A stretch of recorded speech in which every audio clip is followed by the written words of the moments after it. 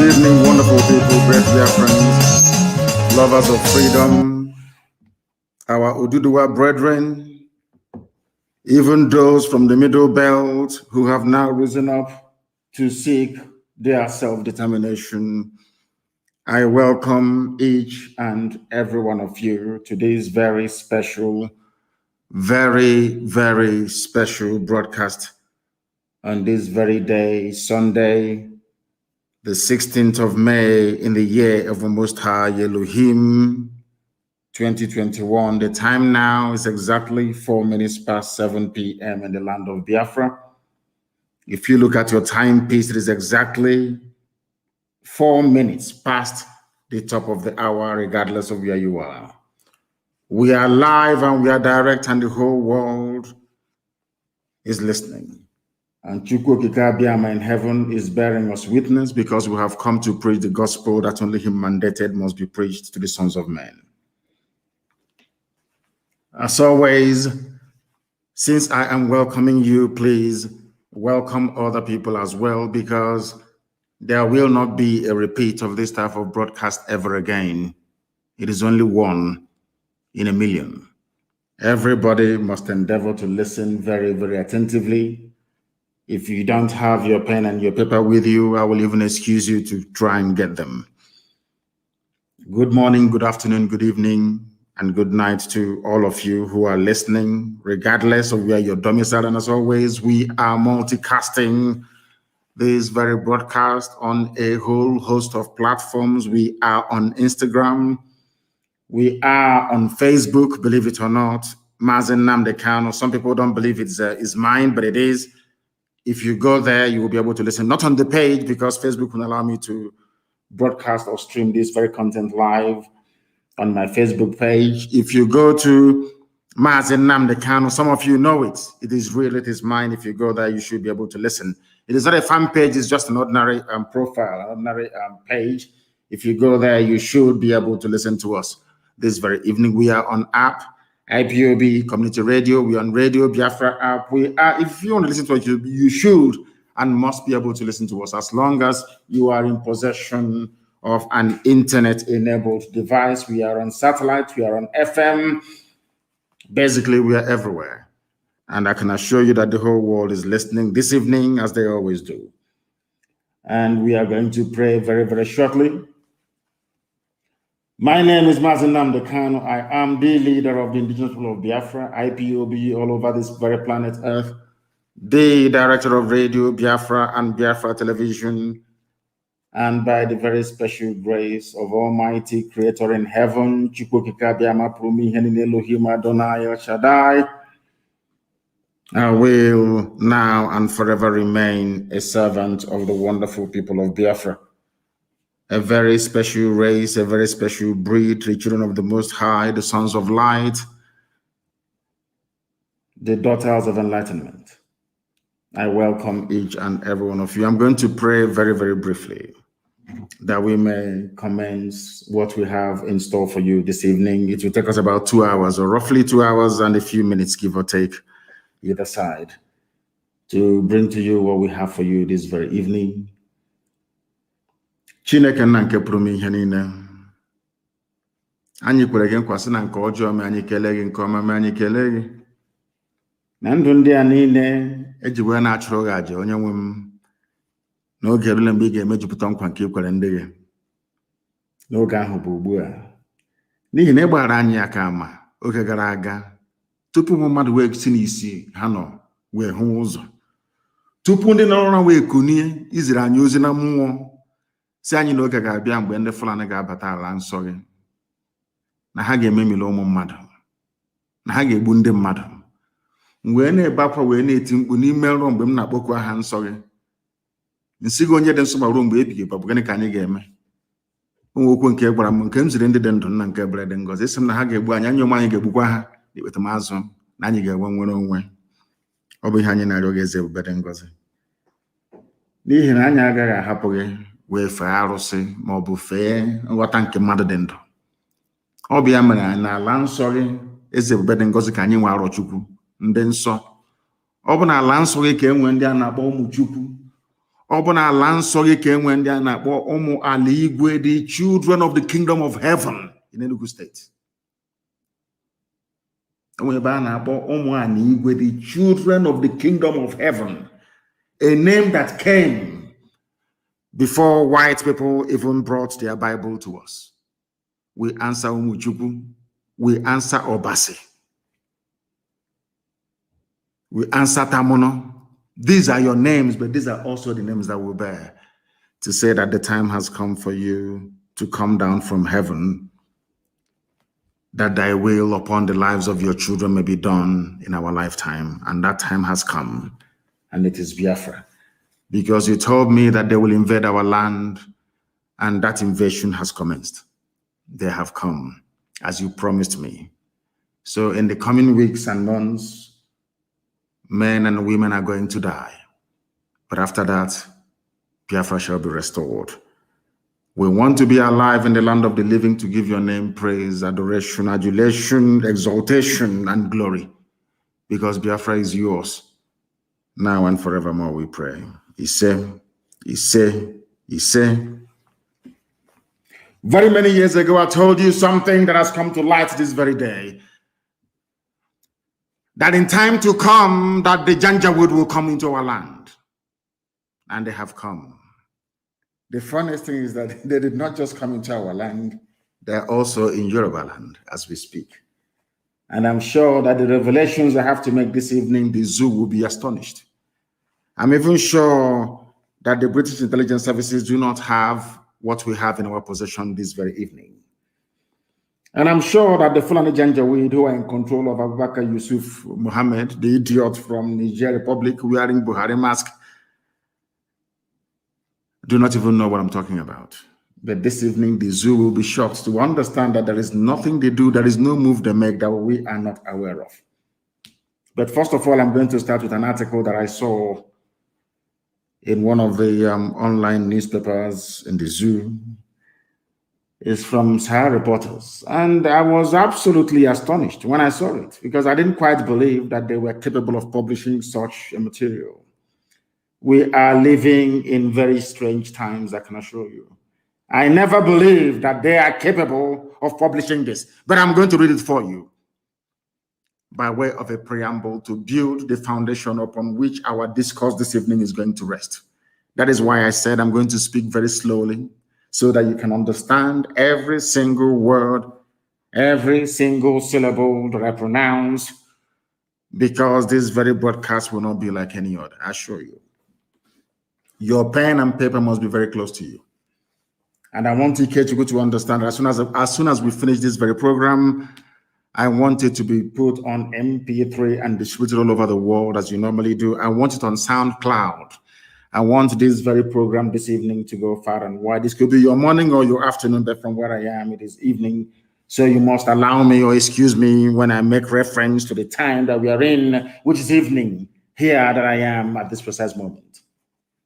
This article, the headline is "Stop Calling Eastern Security Network a Terrorist Group" by Adebayo Raphael, published by Sahara Reporters. And I'm going to read it, please, if you bear with me. The Nigeria that Buhari desperately desires is one in which all Nigerians practice fatalism. The day we all become fatalists in the face of the mighty oppression and injustice happening under Buhari's regime is the day we stop being free. In other words, there's an acknowledgement by this very writer that we are living under a regime of terror and bondage. The only mistake he made was to refer to it as a Buhari regime. It is not. It is an organized Fulani banditry regime. Fulani Caliphate is in charge of everybody right now in the zoo as we speak. But what troubles me is that they have managed to get into the minds of the people. Not into the minds of IPOB, of course, heaven forbid. They have now managed to get into the minds of the people. And that is why they are able to wreak havoc. And I want everybody, those of you from the Middle Belt, those of you from the South, those of you who are still in support of one Nigeria, I want you to understand what is to come. As a result of your foolishness and your stupidity, you are handing over your land to Fulani people, And I'm going to prove it to you this very evening. This very brilliant writer, Adebayo Raphael, went on to say that the news mediums reporting ESN as a terrorist group are doing a great disservice to the Nigerian people. Do you understand this very clearly? There are some media houses, some newspapers, and all the rest of them trying as much as they can, of course, with very limited success, to tag Eastern Security Network a terrorist group. And why are they trying to do that? Why do you think they want to tag ESN a terrorist group? Not Fulani bandits, no, not Miet Yala, not at all. Not those killing, raping, pillaging, and sacking towns and villages. Not at all. Not those that have renamed some villages in Benue State into Fulani names. No, they're not terrorists. It is ESN. Why? Ask yourself that simple question. Because Eastern Security Network is on record as being the only people to drive away Miet Yala from any state in the entire Nigeria. We drove Miet Yala away from Ebonyi State after 4 years of war. 4 good years of war, they ran away from Ebonyi State. That is why they have now gone to go and bring in their big guns, their big brothers. But we're going to face them and we shall defeat them. Miet Yala was in Ebonyi State as a fully fledged, functioning, Fulani-sponsored terror group. Even your so-called presidency said in the public that they are legitimate stakeholders in the government. In other words, what is happening in Nigeria today is an organized Fulani banditry. But some of you in the South are too stupid. You are too useless. You are too hopeless. You are too idiotic to see what Fulanis are doing to you. But it's going to happen. Because before I came on air this evening, I had confirmation that they are now in Lagos. That was what they were trying to cleverly disguise as IPOB attack on Lagos. I want to let you understand. If I tell you the terror group in Lagos, you will marvel. But we know we have their intel, and I'm going to give it to you this evening as we proceed. They are trying to get you to tag ESN a terrorist group. Why? Because we defeated Miet Yala in the East. We rendered them useless. It was because of the work that Eastern Security did in the past, is doing now, and will continue to do. That is the reason why the Southern governors came together in Asaba only last week to announce a ban on open grazing, to try for the very first time in their lives to confront head-on this Fulani Islamic hegemony as a result of the bravery and sacrifice of Eastern Security Network men and women. Without ESN, by now, all of you would have been, it would have been over for all of you. By now, without this IPOB, all of you would have been gone. You see, I told you before that there is a method to our madness. We proceed very, very gingerly and cautiously, trying to take our people with us every step of the way, but above all, their understanding of the very perilous times that we're living in. These are the things you must calm down to educate yourself, because sometimes our people are always in a hurry. They're always in a hurry. In the process, they fail to factor in every variable that will enable them, or that should enable them, to understand the tactics of the enemy. Most of you don't understand the way the Fulanis operate, but we do. That is why we have been able to predict every of their move. This very person is telling us that anybody saying that ESN is a terrorist group wants you to become weak, wants you to become the oppressed inside Nigeria.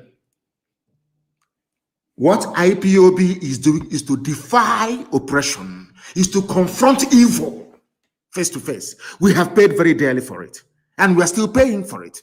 But the sacrifices we are making is to ensure that the generations to come after us cannot endure this level of oppression, this level of humiliation.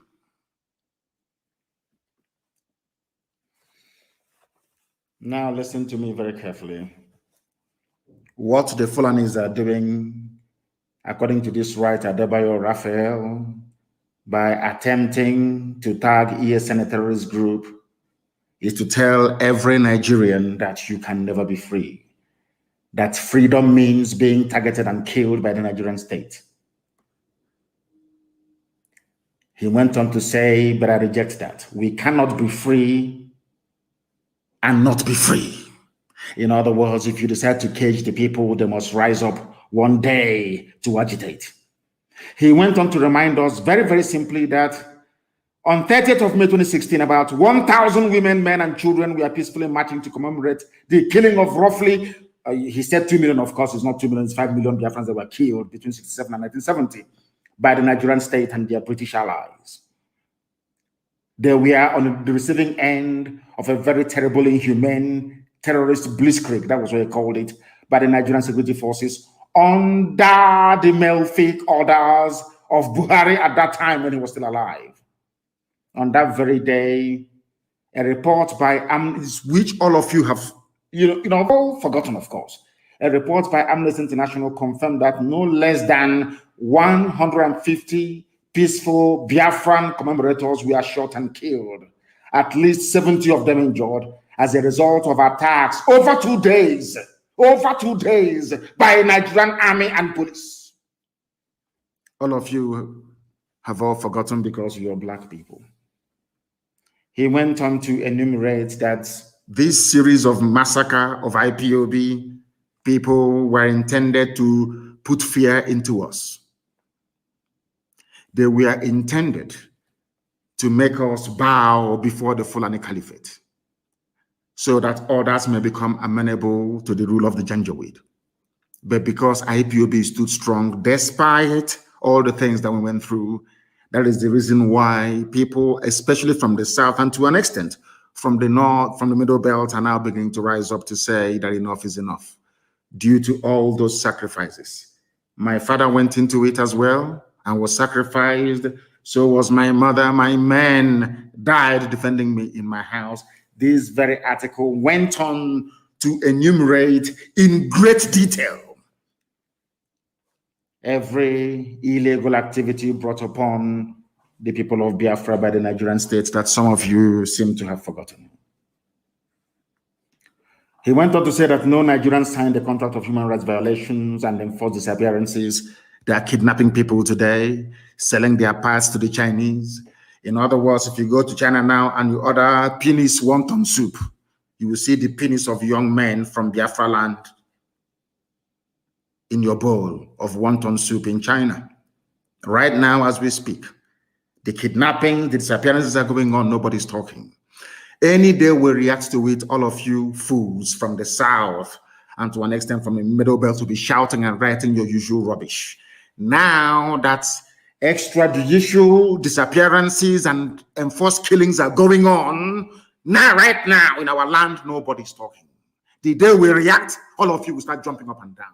And I will come to the brain of the black man later on, because I have something in store for you this evening, at least to help clear up all those cobwebs that makes you, should I say, predisposed to stupidity and mind control by people you should be controlling instead.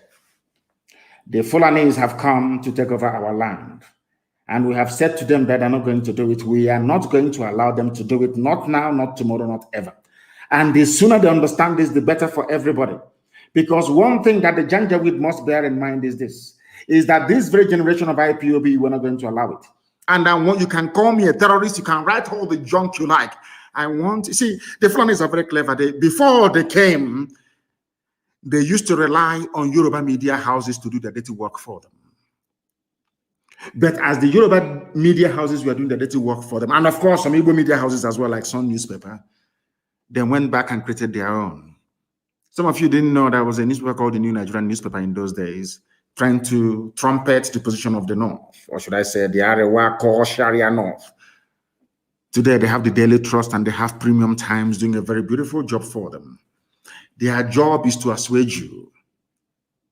They are the ones that will come and inflict injury and pain on you. They are the ones telling you, oh, don't worry, it will be better, you will get healed. They will never tell you that the person beating you will ever stop beating you. No, they will tell you, oh, don't worry, it's not only pain. After a while, you get over it. I want the likes of Joseph Carlo, all these Efulefus to understand what I'm saying this evening. You people have placed our lives in danger. Because of you, that is why all these killings are going on all over the place by the Fulani. Because of you, those of them in the West, like Tinubu, Obasanjo, and all the rest of the fools over there. Because of you, that is why this evening, as I'm right here on air preaching, Yoruba people are paying ransom to go to their farms to go and farm in Yoruba land. The media will not report it. The same way they will not report how many soldiers they have lost so far. That is their new game plan. But in Biafra land, they will keep dying. That I assure them. Kidnap all you like. Intimidate all you like. Oppress all you like. But let me tell you something you don't quite understand.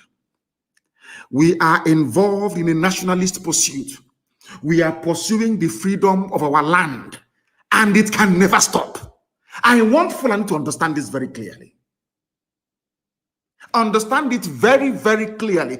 We are not going to stop. Not today, not tomorrow, not ever. If you have come to our land to kill us, you are going to die there. That I can assure you. I am not perturbed by the tag of terrorism, by the tag of you are proscribed, the proscribed, outlawed IPOB, a human being in Nigeria who is suffering, a journalist who is suffering, a media house that understands the pain, the suffering, the anguish, the torments that the people are going through every day is writing this junk on a daily basis. And the Fulani Janja they're all going to find you. They will find you. Do you know that people are being kidnapped in Aba by the Nigerian army sent to Sokoto? They are now demanding ransom. A man paid 6 million naira only 4 days ago to have the wife, his second wife, released to him that was taken to Sokoto. Are you sure you people don't actually understand what is happening around you? We are in a state of war. They've not declared it, but we are in a state of war. Nelson Mandela was called a terrorist. Yes, Nelson, go and do your research because everything I tell you is gospel. Nelson Mandela was tagged a terrorist.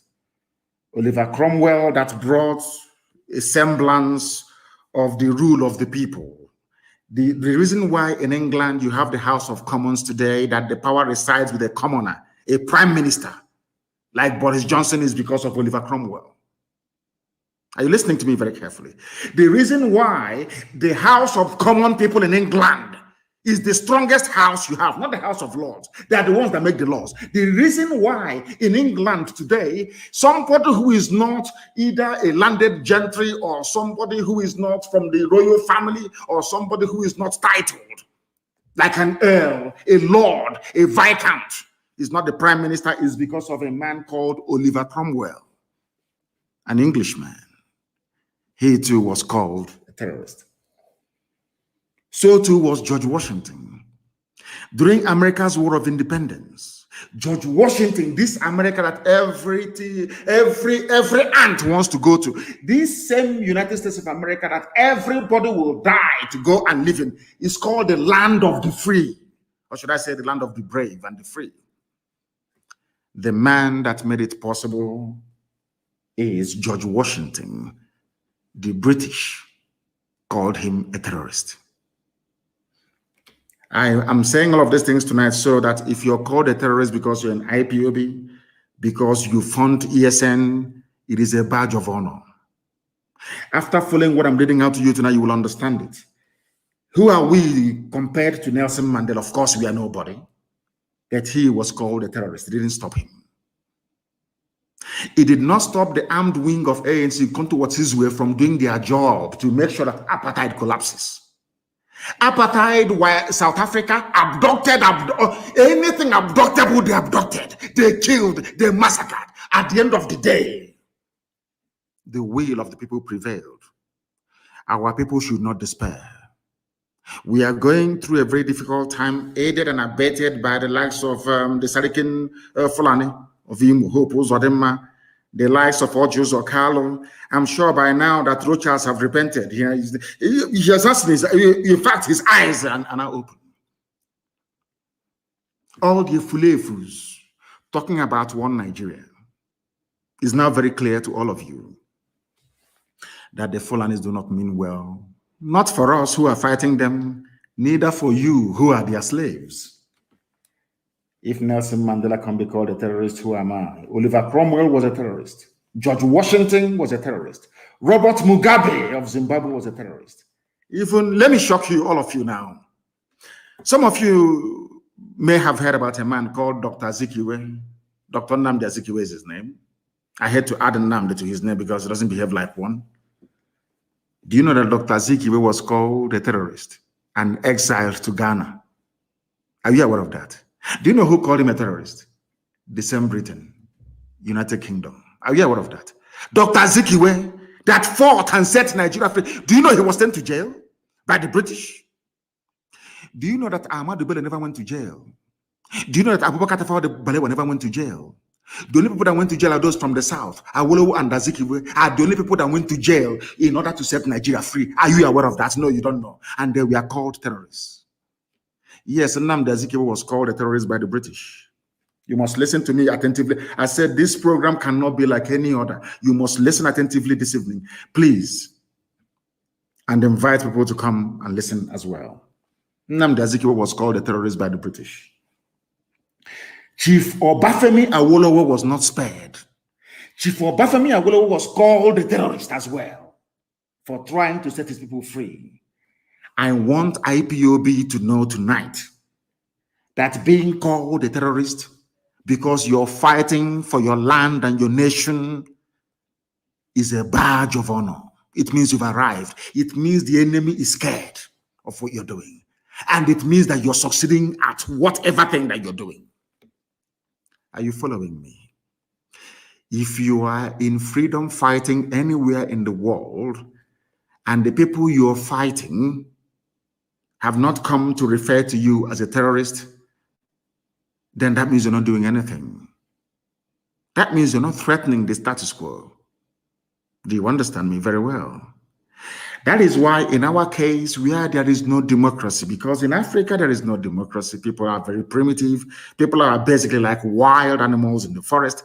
They have no brain. That is the reason why we need to agitate the way we are agitating, or else we can never be free. Understand this very, very clearly, please. Awolowo was also a terrorist. For the sake of Yoruba journalists in working for Channels Television, all those Yoruba people writing for the Punch newspaper, I also want to let you know tonight that Awolowo was once a terrorist because he was fighting for you. I hope you understand what I'm saying this evening. The world knows we are not terrorists. We have not gone to markets to bomb people. We have not gone to mosques to bomb people. We have not been to churches to kill people. We have not killed anybody, as a matter of fact. What ESN is doing is driving away Fulani terrorists in our forests. How can that make us a terrorist? By pursuing terrorists. How is that possible? How is that possible? Now pay attention to what I have to say. Do you remember those police they sent to Somalia? And I want people in Lagos to confirm this. I want my Yoruba brothers and sisters to confirm this, please, tonight and tomorrow morning. Do you know those police people they sent to Somalia? Ask yourself, why would any sensible country in the world send their police to Somalia? Is that possible? Do you know what they went to Somalia to do? I think that the Nigerian government will be shocked tonight that we have this intel. And I want to let them understand that the M branch of this very movement of IPOB to restore Biafra, our M branch is far more resourceful than any other organization in the whole. There is no move they make, we don't know. We know how many tanks they are bringing. We know how many soldiers they are bringing. We know the type of armaments they are bringing. Everything we know. Ask the National Security Advisor of Nigeria. Ask their head of National Military Intelligence in Nigeria. Ask all the so-called big wigs of intelligence in Nigeria. And also ask the British, why did Nigeria send a so-called policeman to Somalia to go and train people? Do you know what they went to Somalia to do? They went to go and recruit Al-Shabaab, terrorist operatives, to come to Nigeria to help them fight this war. That was why they went to Somalia. I'm sure this night they will be shocked How we knew this information.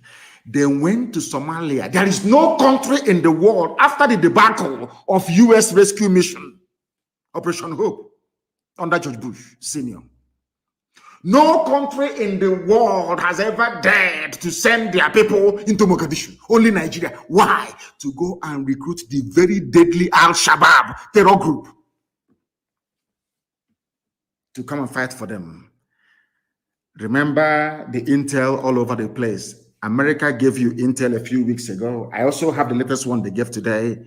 When America said that terrorists are now moving south, I want to let the whole world understand. I want Tinubu to understand that even you are from, you're not safe.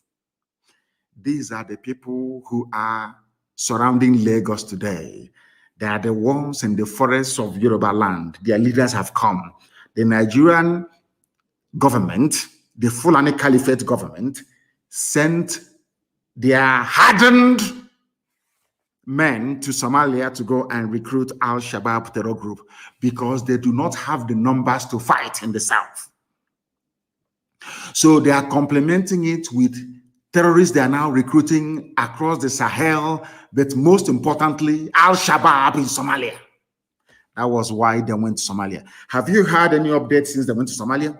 Have they tried to show you anybody they have recruited from Somalia or how they're helping the Somali government? Have they done so? The answer is no, because their motive there is sinister. They went there to go and recruit Al-Shabaab terrorists to come to kill all of you, shouting one Nigeria with green, white, green flag. You know, sometimes I think that Elohim in heaven is maybe trying to hold us back to unleash this thing from the Fulani so that all the Fulefus will die in misery and in regret. That was why they went to Somalia to go and recruit Al-Shabaab to come to fight for them. And this Al-Shabaab, they are the ones who are in Lagos, planning to attack Lagos. But Tinubu told the police commissioner to say it is IPOB. Are you following what I'm saying? Ask your, oh my, black people, why did God make me a black person? I don't understand. Why people cannot reason. Let me ask you again. Ever since their police went to Somalia, it is a foreign expeditionary mission. How come there is no update? How many Somalis they have trained? Have you ever, how? Brain of a black man. Have you ever wondered why you don't hear anything about that? For the very simple reason that they went to recruit terrorists, Al-Shabaab, and they are the ones now in and around Lagos, planning to launch multiple attacks in Lagos. And a human being, somebody that claims he has conscience, woke up in the morning and decided to blame IPOB for it. When Tinubu knows that those who are in the bushes and forests in and around Lagos are Al-Shabaab, hardened Somali terrorists all the way from Mogadishu that they brought in. Of course, history will be kind to IPOB. As this our brother have just written, his name is Adebayo Raphael. If they say to you in this life that Yoruba people will rise up to write glowingly in defense of IPOB, you will not believe it, but it is here very clear, in black and white. Al-Shabaab is in around Lagos because Fulani knows they don't have the numbers. They cannot win this war. Nigeria has never won any war on its own before in its history. They always rely on people to fight for them. After they fight, they'll start making mad. That's all they do. That is all they do. And to tell you that this is a concerted effort to colonize everybody, ever since they had their so-called security meeting last week and decided to invade the South. Some of you think it's only the East that are coming to the entire South. Have you been hearing about bandits doing this or doing that anymore? They have promised them that the oil money is theirs. That is why, Madam Tambuwal, I feel sorry for you. I feel sorry for you. The attack is coming. You can't escape it because it's too late. They understand that come 2023, should power leave the North, they are finished. So they must attack this. In fact, we are now forcing them to attack 1 year earlier than they had planned. This attack was meant to commence in 2022, but they are starting in 2021 because of IPOB and Eastern Security Network. May glory and praise be to the Almighty in heaven. Lagos is surrounded by Al-Shabaab, and that is why Tinubu is trying to pin it on IPOB without success, of course. And I also want, listen to me very carefully this evening, please, and be writing it down. I want the Nigerian government to know this. Nigerian government, the Chinese have promised to sell you weapons. You have moved money to Shanghai. I did not mention Beijing. I said Shanghai. Shanghai is where you are right now purchasing weapons from the Chinese. China have agreed to sell weapons to Nigeria. They have also signed an agreement to supply Nigeria with weapons. I did not say Beijing. I said you are in Shanghai. That is where you are right now negotiating to bring those weapons in, because you have the main strike force of Al-Qaeda is in Benue State, and the hardened remnants that you recruited from Boko Haram, they are now moving to the east from Bauchi. That is a three-pronged attack coming to the south. And I want Middle Belt to understand this very clearly. By the time the attack intensifies in the south, nobody will remember you. You are gone. Three-pronged attack. The Nigerian government recruited 3 hardened terror groups to fight this very battle for them. Al-Shabaab, they are in and around Lagos, they're in Yoruba land. They are the ones to lead the attack against Yoruba people. The main strike force of Al-Qaeda in the Maghreb, they are advancing through Benue. They will enter into Kogi. From there, they will come into Anambra and Enugu.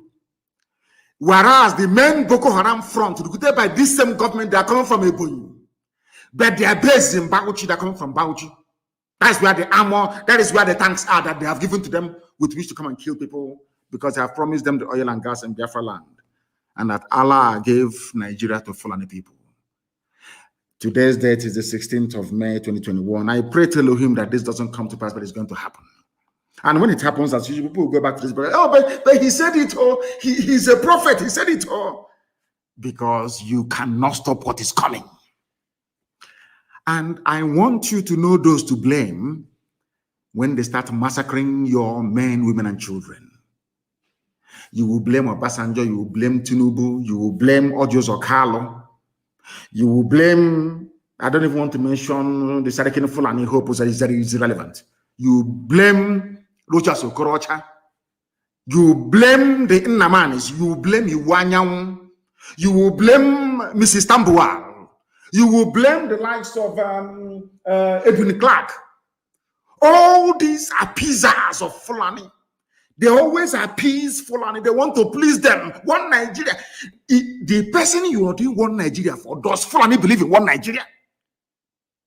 So you think that by Fulani opening their mouth and saying one Nigeria, they are doing it because they love you? Are you stupid? Are you that foolish? They're doing it because they want to conquer you. And in fact, you are conquered already. You are conquered already.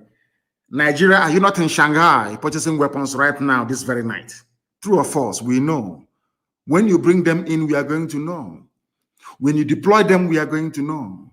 When we destroy them in Biafra land, we will also tell you that we've destroyed them. That is to let you understand that our own intelligence is more than yours.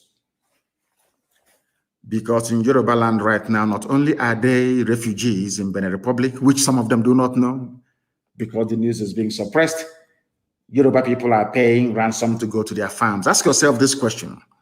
Somebody as influential as Wole Soyinka cannot go to his farm. He's a Yoruba man. Wole Soyinka, of course, one of the people that I blame for the mess that Nigeria is in. A man who is learned should be educating those of us, should be foretelling the dangers to come by virtue of his academic accomplishments. He was the one supporting Fulani Janjaweed. I don't know if they were doing it to spite the Igbo people. I don't know what for. That same man cannot go to his farm. Are you following what is happening? Are you following what is happening? Of course, they gave us BBC Igbo to do to us what Punch and all these channels have been doing to Yorubas for long. They're in front of you, they'll be doing a yo-yo. One Nigeria, you're dancing. From the back, they're slaughtering you. They're slaughtering you. Because Fulani needs to create a diversion.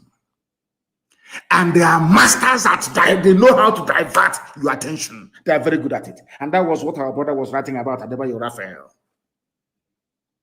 ESN is a terror group. Nobody will ask them, but did ESN bomb any church? Did they go somewhere raping and killing people? Did they steal anything belonging to anybody? The answer is no. So what qualifies them as a terrorist? Oh, no, because they're fighting Fulani. They are fighting your Janjaweedism. That is why they're terrorists. And being black people, very cowardly, very wicked, all of you are quiet. And I said this thing before, and I will say it again to the hearing of the whole world. Black people are suffering all over the world because we are a very wicked race. You can never see something evil happening and rise up to say that this is evil. Regardless of that person's ethnicity or tribe or religion, you say this thing is evil. I was in detention. I was paying for wrongfully convicted and wrongfully accused northern boys to have access to decent legal representation. I was paying for it. I was in detention. I was paying for it. I was paying for people who were wrongly accused of being Boko Haram members to be set free. I did not mind which tribe they came from. There is a video circulating, and I want all of you to circulate that. I was in High Court. I was the one that paid for the parents to come to Abuja, to High Court, that I may tell the whole world where their children were being kept. I did not do it because they were Igbo or Efik or Ibibio or Biafra. No, not at all. Because they are human beings. And the truth must prevail. And I'm telling you, maybe that is the reason why, despite all their attempts to kill me, they have not managed to do so. Because this God that we serve in heaven can see the hearts of men, even in secret. And know that I harbor no ill feelings towards anybody on this earth. All I want is to be free. The reason why I want to be free is because Nigeria can never work, not today, not tomorrow, not ever. And I have pride and I have honor. I cannot be following white people all over the place, staying in a white man's land, working, them giving me everything, 24 hours, electricity, housing, education, everything. And I cannot give the same thing to my people. If I can't do that, it means I'm a failure in life. That's why we want Biafra. Not out of hatred for anybody, not at all. But Fulani wants to take our land, and we're saying, no, they cannot take it. And some of you idiotically are supporting them. In the next coming months, you will see the result of the damage you have done to yourselves. You will see it.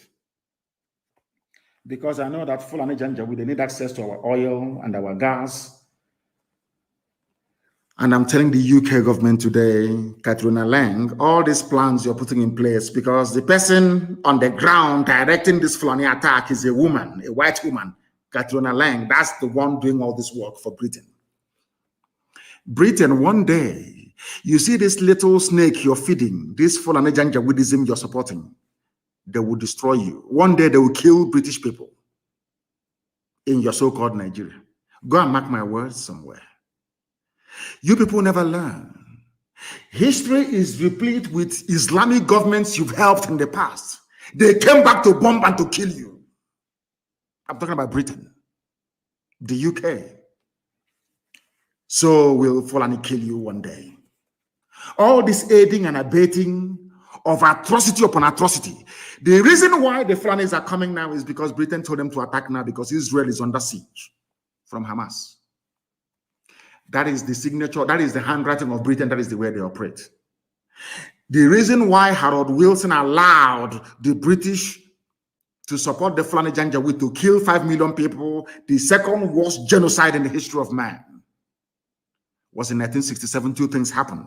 At the same time, Israel was under attack. As at now, Israel was under the Yom Kippur War of 1967. Israel was under attack. As Israel was under attack, Gowon launched his strike at Gekken. Britain calculated that the whole Vietnam War and everything will take over world attention. And the whole world now is focused on Israel. So the Fulanis can now come to Biafra land and kill as many people as possible. Britain will ensure that the world will not hear about it. Are you following what I'm preaching? Are you following what I'm saying? Because what I'm giving you is gospel from heaven. Is Yoku Chineke.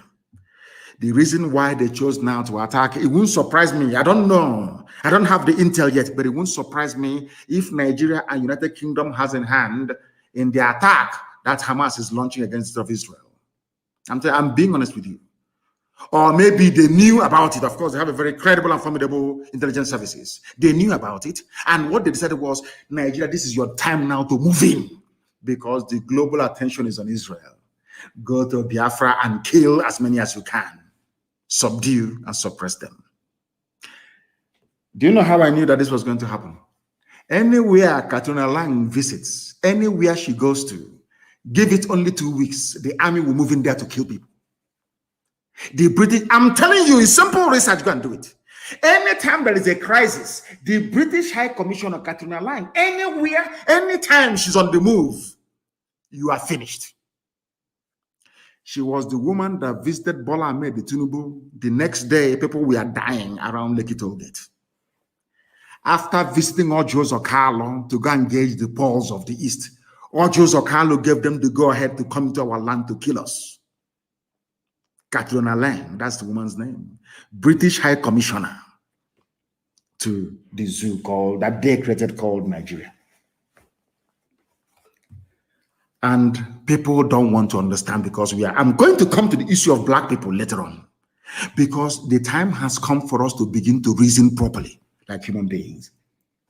Do you know somebody called Davin Anderson, the US intelligence chief?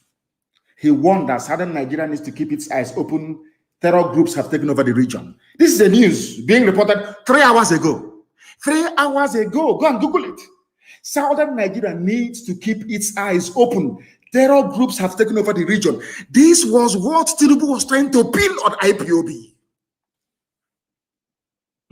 Are you following? This was what Tinubu was trying to pin on IPOB. So when Al-Shabaab are busy slaughtering people in Yoruba land, Tinubu will say it's IPOB that is doing it. But as God will have it, the love I have for Yoruba people stemming from the love they have shown to me, I'm being honest with you. We talk privately. The land of Baya de Banjo, the land of Gani Adams, the land of Iboho, the land of Femi Fanikayode, the land of Papa Shoranti, the land of my late friend. Why would I go and attack it? They don't know that we are under oath. Do you know we are under blood oath with our Yoruba brethren? Are you aware of that? Blood oath. That we can never, ever, not in a billion years, work against each other.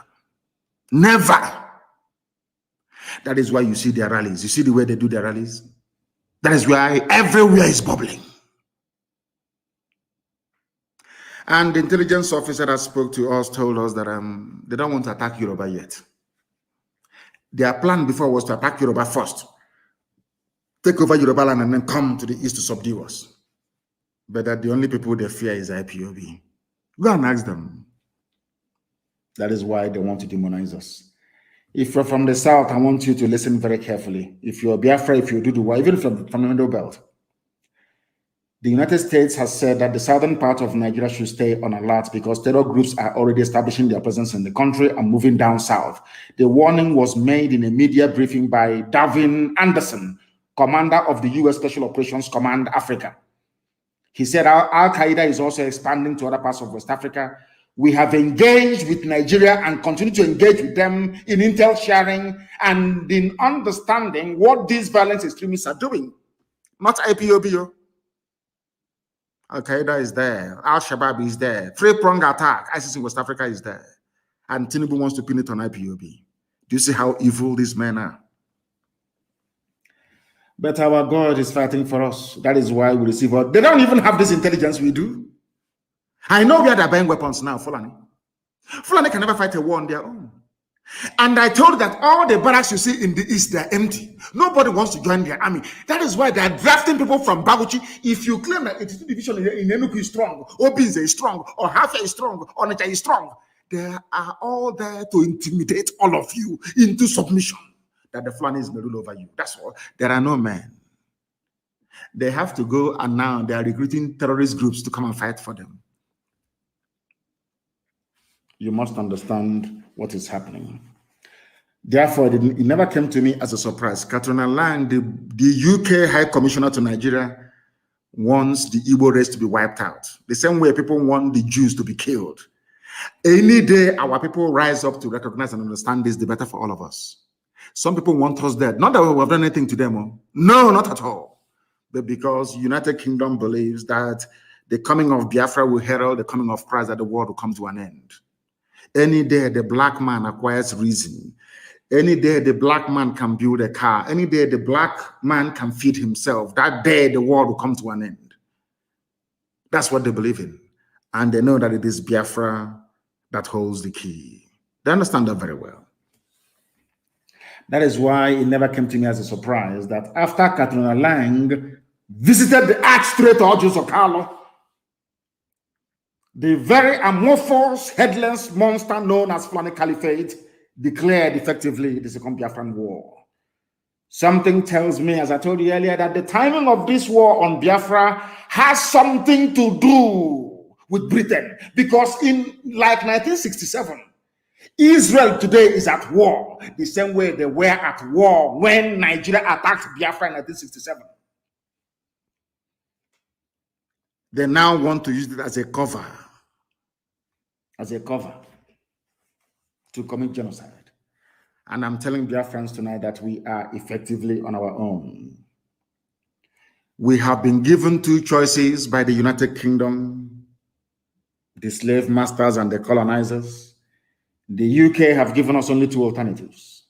And I call it the devil's alternative, of course. We either submit to the will of their puppets, the Islamic Caliphate, or we will be wiped out from the face of this very earth. The question you must ask yourself tonight as a Biafran, as a Southerner is, do you want to be a slave to the Fulani Caliphate, or do you want to die on your feet? Live for 1,000 years on your knees, as most of them are doing without even knowing it, or you die on your feet.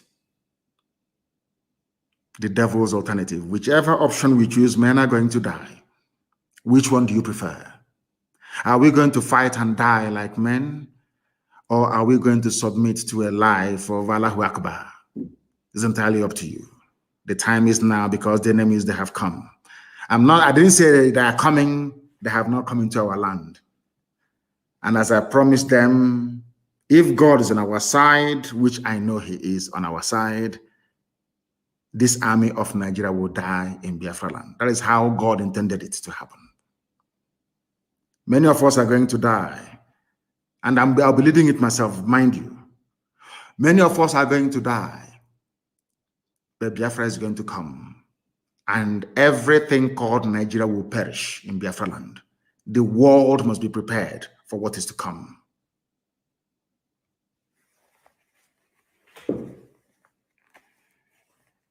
We are not going to be slaves in our land. I want to let Katrina Lang, the UK government, to understand this. That we have chosen the path of death than to submit to the will of the Fulani Caliphate. Death is better for us. People are dying every day. They're not human beings. People are dying every day. Are we better than them? Those who are dying, are we better than them? We must develop the mindset of the Afghanis. In Afghanistan, that is why Afghanistan cannot be taken. It doesn't matter the firepower you have. NATO is in Afghanistan. Have they taken Afghanistan? The answer is no. You are coming to kill us, but we are also going to die together in the land of Biafra. Let anybody say I did not warn them, because things are going to start happening in the next 14 days. When it starts happening, if Fulefus may talk and yap and write their rubbish. But now that the Fulanis are kidnapping our people, disappearing us, killing people in truckloads. Nobody's talking. We must make our land impregnable for them. And that will involve a lot of destruction. I'm saying it live on air so that all of you will understand. To slow the advance down, we need to destroy a lot of things. We must destroy a lot of things. That is how all of you will come to your senses to understand that we are in a state of war. They want to circle us. They are using the filefus amongst us to try to be, assuaging your, should I say, your bruised egos, all of you, writing no rubbish about one Nigeria. From next 2 weeks, we are going to start dying for what we believe in. Not 1 or 2 or 3 or 4. We are going to die en masse, and we are going to take them with us. By the time the slaughter happens, it will be so intense that you see that CNN, they'll come to Biafra to cover this very war. That is about to happen. You see CNN, all of them running away from Biafra, they will cover it by force because we are going to kill every Nigerian soldier on Biafran soil will die. God is my witness. And I will lead this very army myself.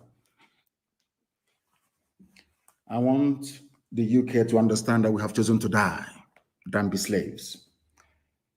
At the end of this newly declared war against Biafrans, many of us will perish, but out of these very ruins, Biafra is going to rise up again to the eternal glory of Chukwu in heaven, that his will may be done on earth as it is in heaven. I want them to understand. Let it not be tomorrow. People say, oh, but the suicide bombing is not part of our nature. It's not our life. It's not our culture. Now that Fulani are there, we are going to die with them.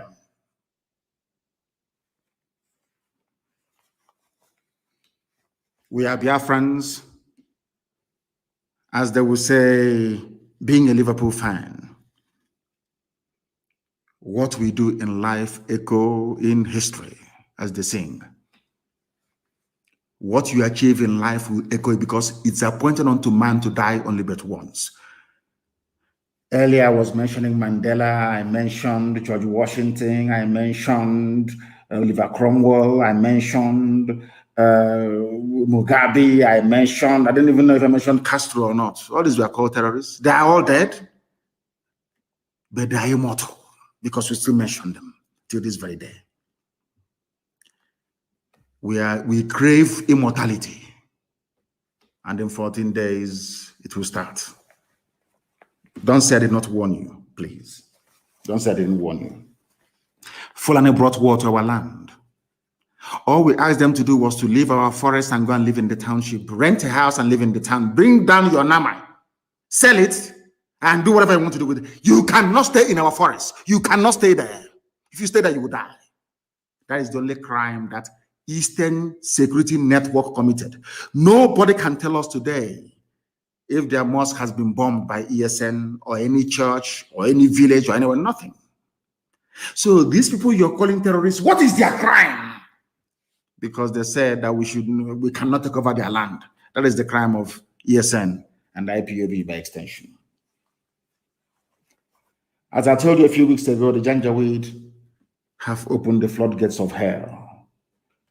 And unto thy hands, O Elohim, we commit our spirit. As they will say in one very popular movie, those of us who are about to die, we salute you. Because the land of Biafra will be defended with the blood of anything that moves. Rather than the Fulani to take over Biafra land, there will be no living organism in that very place. I am warning every traditional ruler, every governor, every senator to understand what I'm saying this night and take it on board. And do not quote me out of context. If you want to be a Fulani slave, go to the Middle Belt and join them there. All of you can be slaves to one Nigeria. That is your business. You say the land of Biafra, we cannot surrender to anyone.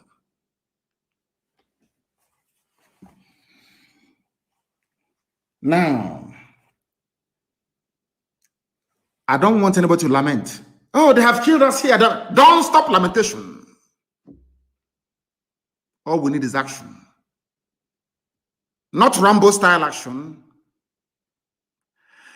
If you want to know how Britain ran away from Israel, go and read the book.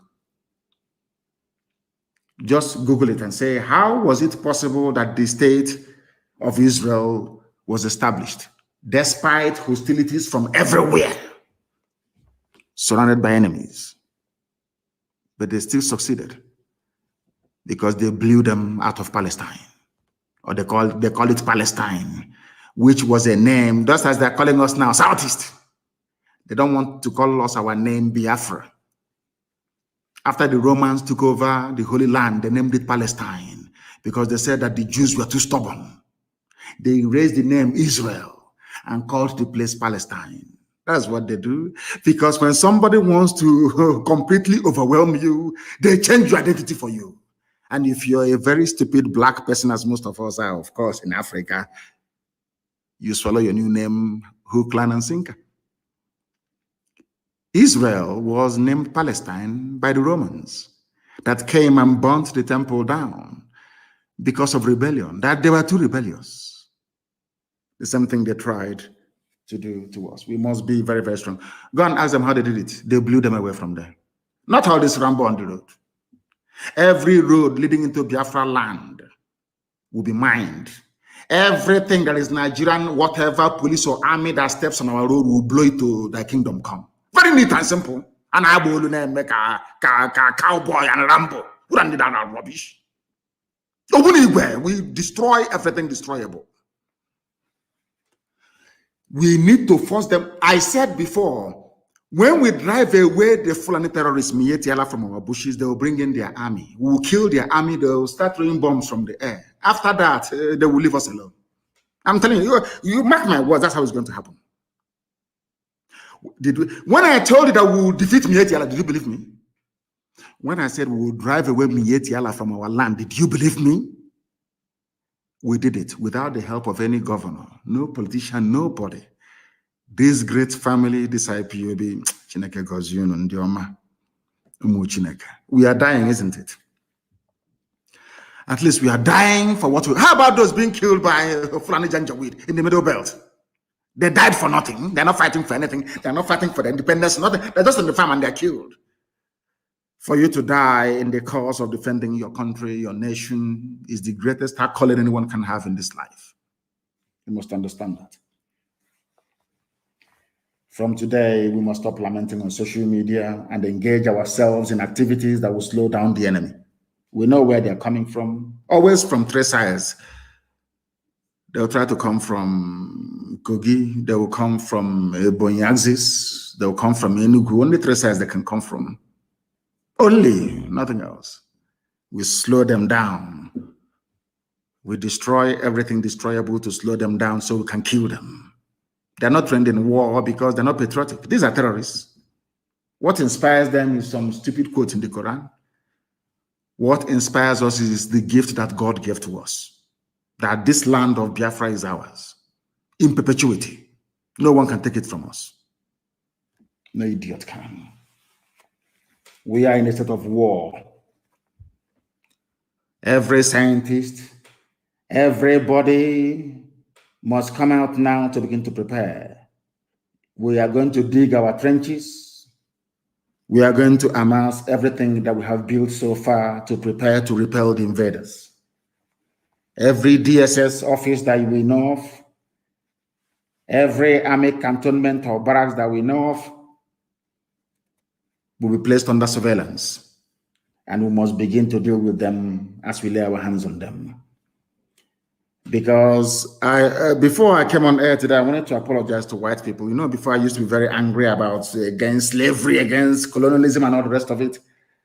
But in a way, today I want to apologize to Europeans and to Americans that enslaved black people. Because I have come to believe that the best thing that ever happened to we black people is slavery and European colonization. It's tongue-in-cheek, if you understand. It's sarcasm, if some of you can actually absorb it. Sometimes I wonder what would have become of us had Europeans not mercifully sold us as slaves, colonized us, or given us limited knowledge with which we are making mouth today, boasting. I went to school. I went to Harvard. I went to Princeton. Oh, God. Because I believe very strongly that we black people, we are a disgrace to humanity. Shameful. If with all our education, claims of patriotism and goodness knows what else, we are still being fooled that Buhari is alive, then no black man deserves freedom. The black race, I believe, as somebody said a while ago, I don't know if it was in Powell, I don't know who it was that said that Africa should be colonized again and dominated forever. Maybe they have a point. It seems to me that black people are intellectually inferior to every other race in the world. As I tweeted, was it yesterday? Without Nigerians, I wouldn't have known how easy it is to fool and deceive black people. Since our brain cannot even interpret what our eyes can see, how is it possible that we can transform our society to serve our needs? It's not possible. If when you see something, you can never interpret what you're looking at. We are foolish, both old and young. But in Biafra, we're going to redeem ourselves. Because it seems to me that we have eyes, but we cannot see. We lack the capacity to engage the relevant sections of our brain that has to do with critical analysis. That is why Fulani can come to and say to you, IPOB is a terrorist group. You, as a southern journalist that went to school, a journalist that went to school, you will say, instead of you to ask the government, but what did IPOB do for you to outlaw them? When Mietiala is going about killing, raping, and maiming people, you are outlawed, proscribed, outlawed. You can't ask questions because you don't have conscience. That part of our brain that has to do with critical thinking and analysis, in black people, I don't think it is working. When you see something that is beautiful, don't you say that thing is beautiful? You may not have been to Niagara Falls, you may not have been to Budukato Ranch, you may not have been to Uguta Lake, you may not have been to, I don't know, Otampa River, you may not have been to, but when you see beauty in nature, the first thing you do is to acknowledge it. When you see a handsome man, a beautiful woman, you don't need anybody to tell you that this thing is beautiful. You will say, oh, but this one is so beautiful, or this television is so pretty. Do you know why? Because your brain automatically identifies anything that is beautiful. That is how human beings are created. You may not have seen that thing before. As one old woman taught me, once your eyes behold something beautiful, your eye, oh my God, this is so beautiful. Because that part of your brain is still functioning. Which means that everything bright and beautiful, your brain will automatically tell you that that thing is beautiful, isn't it? Anything that is bright and is wonderful, like the rainbow, you say, oh my God, or a sunset in the morning, or sunrise, you say, how beautiful this is, because your brain is telling you it's beautiful. You don't need anybody to tell you. The same thing goes for anything that is ugly. If you can start up and behold something and say, oh, this is so beautiful, you can also rise up and say that this thing is very ugly, it is evil, it is bad. This brings me to the phenomenon of the dead, late Buhari, and the successful attempt to deceive all of you so far in this zoological republic.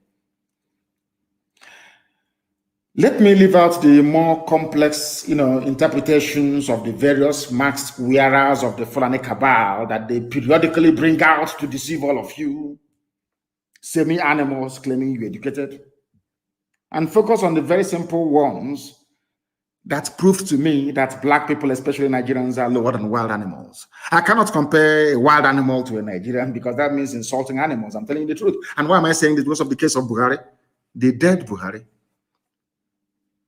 I don't know why some of you will stand in front of the mirror and look at yourselves and call yourselves human beings. With the same eyes, you look at the picture or the video, the channel's television interview of this little boy with his hands, very fresh hands, like that of a 25-year-old. You saw his nose, that the mask tore. The part of the nose where the mask should be had cut off from the main nose itself. The nose was looking like that of Michael Jackson, a crumbling nose. All of you saw it. You saw his hands. And you're learned, you're educated. You still claim that that thing is Buhari. For the life of me, I can't understand. I mean, if you say that that thing in front of Channels Television is Buhari, may God have mercy upon your soul. That means that everything that Ku Klux Klan have been saying about black people is true. That these people are beasts. They cannot, even when they say the truth, they cannot stand up to say that this is what it should be. I want to know why Nigerians, having seen the hands of this little boy and the nose that is crumbling, you have all seen the obvious flaws in the mask that the Janjaweed have given to these boys to wear. You still cannot bring yourselves to ask a simple question. Do you know the person that you saw the other day? Is that little boy called Tatagwe? He used to be a comedian. He's an Igbo boy. I think he was born and raised in Zaria. You know that boy that used to mimic Buhari? Why haven't you asked yourself, where is that boy? Zoological Republic. Why haven't you asked that? His name is, I think it's Tagwe, they call him. Why have you not asked yourself, where is that comedian that used to mimic Buhari called Tagwe? Do you know what they did to him? They took him to Asarok. They gave a Fulani girl to him, converted him to Islam. So you don't know? Of course. So because they know that Yusuf Abubakar Muhammad is useless, cannot speak. Once in a while, they bring Tagwe to come out. That is why his English, he cannot hide the flawlessness of his English. Are you listening to me? Have you ever wondered why Nigerians, having seen the hole in the neck of somebody they refer to as their president, still failed to ask the question, Mr. President, how did you develop this hole in your neck? If you go to Guardian newspaper archives, if you go to Punch newspaper archives, if you go to all they have it. You can see a man with a hole in his neck. You know, when I ponder all these things, when I pray, I keep asking God, were black people in your plans when you were making man, or did something go wrong somewhere? Somebody that did not have a hole in his neck yesterday, all of a sudden one morning, developed a hole in his neck. And the people that claim they are his citizens or whatever cannot even ask, but what is this hole doing on you? Did you have any surgery, or were you breathing from your neck and they failed to close it? And these are people that want good roads and electricity and good governance.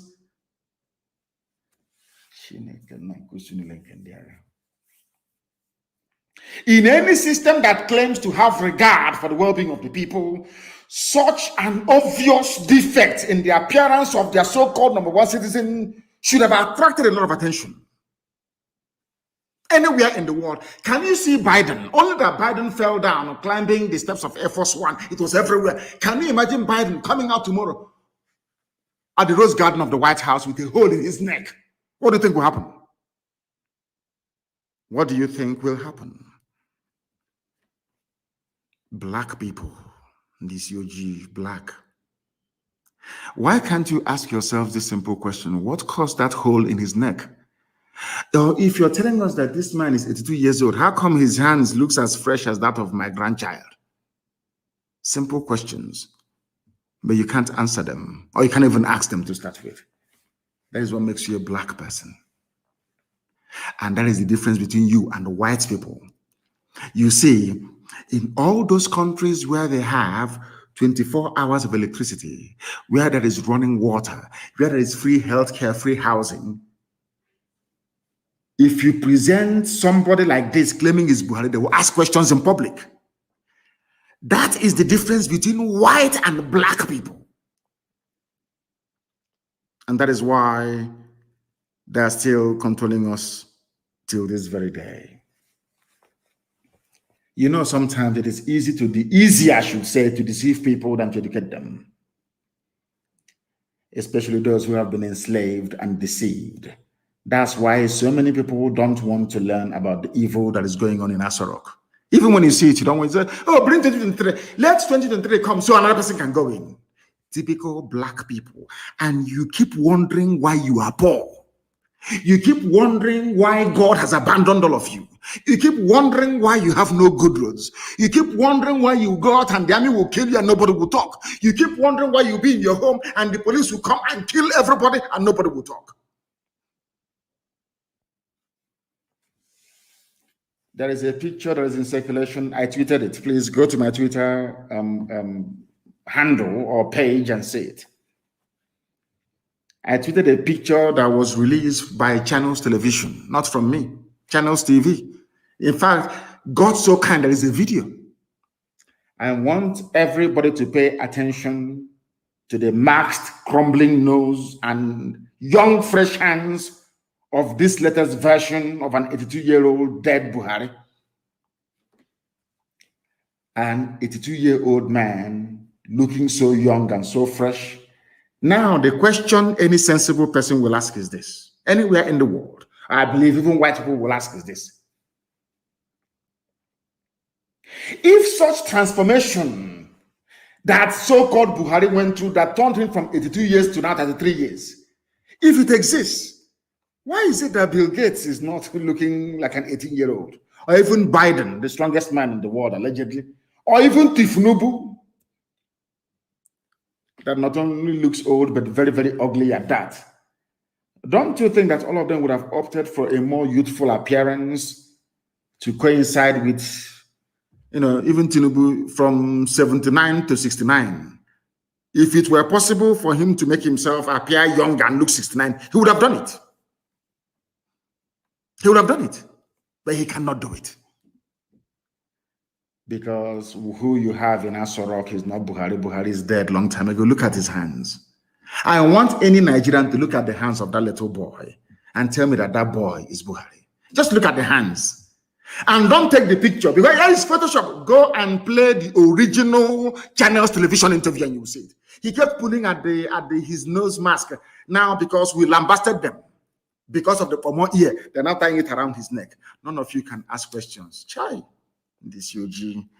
One of my greatest regrets in life is being born a black person.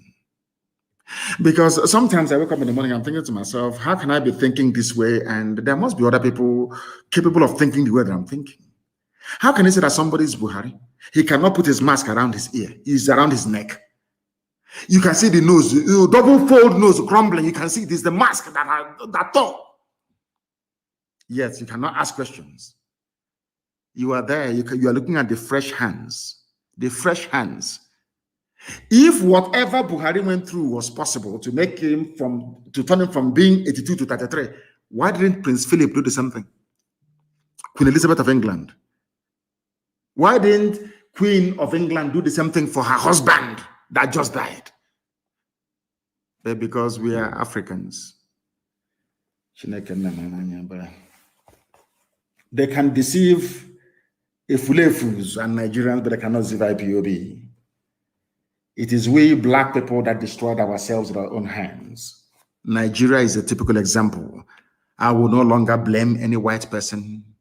I will not even blame anybody. You see, Ku Klux Klan, all these racist groups, I can never blame them anymore. Because one day I was thinking to myself, a white man just can't be racist for the sake of it. Why are they not being racist towards Japanese people? It is dawning on me that we are the reason why people are racist towards us. Our behavior and our way of thinking. We black people destroyed ourselves with our own hands. These people have made a mockery of their own constitution. If they cannot obey their own laws that says that once the president dies, the vice or deputy takes over, how do you expect the rest of the animals in the zoo to obey the constitution? Fulani Janjaweed, I'm asking you this question. Fulani Kabal, you have disobeyed the constitution. Buhari died on the 27th day of January 2017. Instead of you to swear Osibanjo in as the president, you kept a mannequin, moving one idiot from place to place, That is why there is no live address. They cannot address you live. They cannot do any walkabout. Nobody can visit them. Nothing. This you black people, you are the cause of your own problems. And everything is in your brain. The way you reason, the way you approach issues, the way you analyze issues is the reason why you are poor. That is why it appears as if the whole of the world hates you. They call you nigger, they call you all sorts of names, not because they hate you, but because you hate yourself. The way you reason and the way you behave. We destroyed ourselves with our own hands. Even in Nigeria, the Fulani that wrote the constitution cannot even obey it. If you demand for DNA tomorrow morning, they will give you restructuring. Those of you asking for it, just ask for the DNA of that idiot. Just come out and say it. And you see they will give you restructuring overnight. They can deceive you people, but not us. A dead man that should have been replaced now has a mask. Anybody can wear that mask with a rumpled nose, shamelessly telling us that he wants to invade the East. And we have agreed on a new measure to invade the East. Somebody who is not a Nigerian. Somebody who is not who you voted for, or you claim you voted for. A little boy of less than 33 years of age, claiming he's 82. When they look at that, they say these are idiots, let us kill all of them. Janjaweed thought by removing the mask from, they thought by not anchoring the mask on the ear and putting it around the neck, that somehow they will find a way to circumnavigate all the mysteries surrounding the death of Buhari.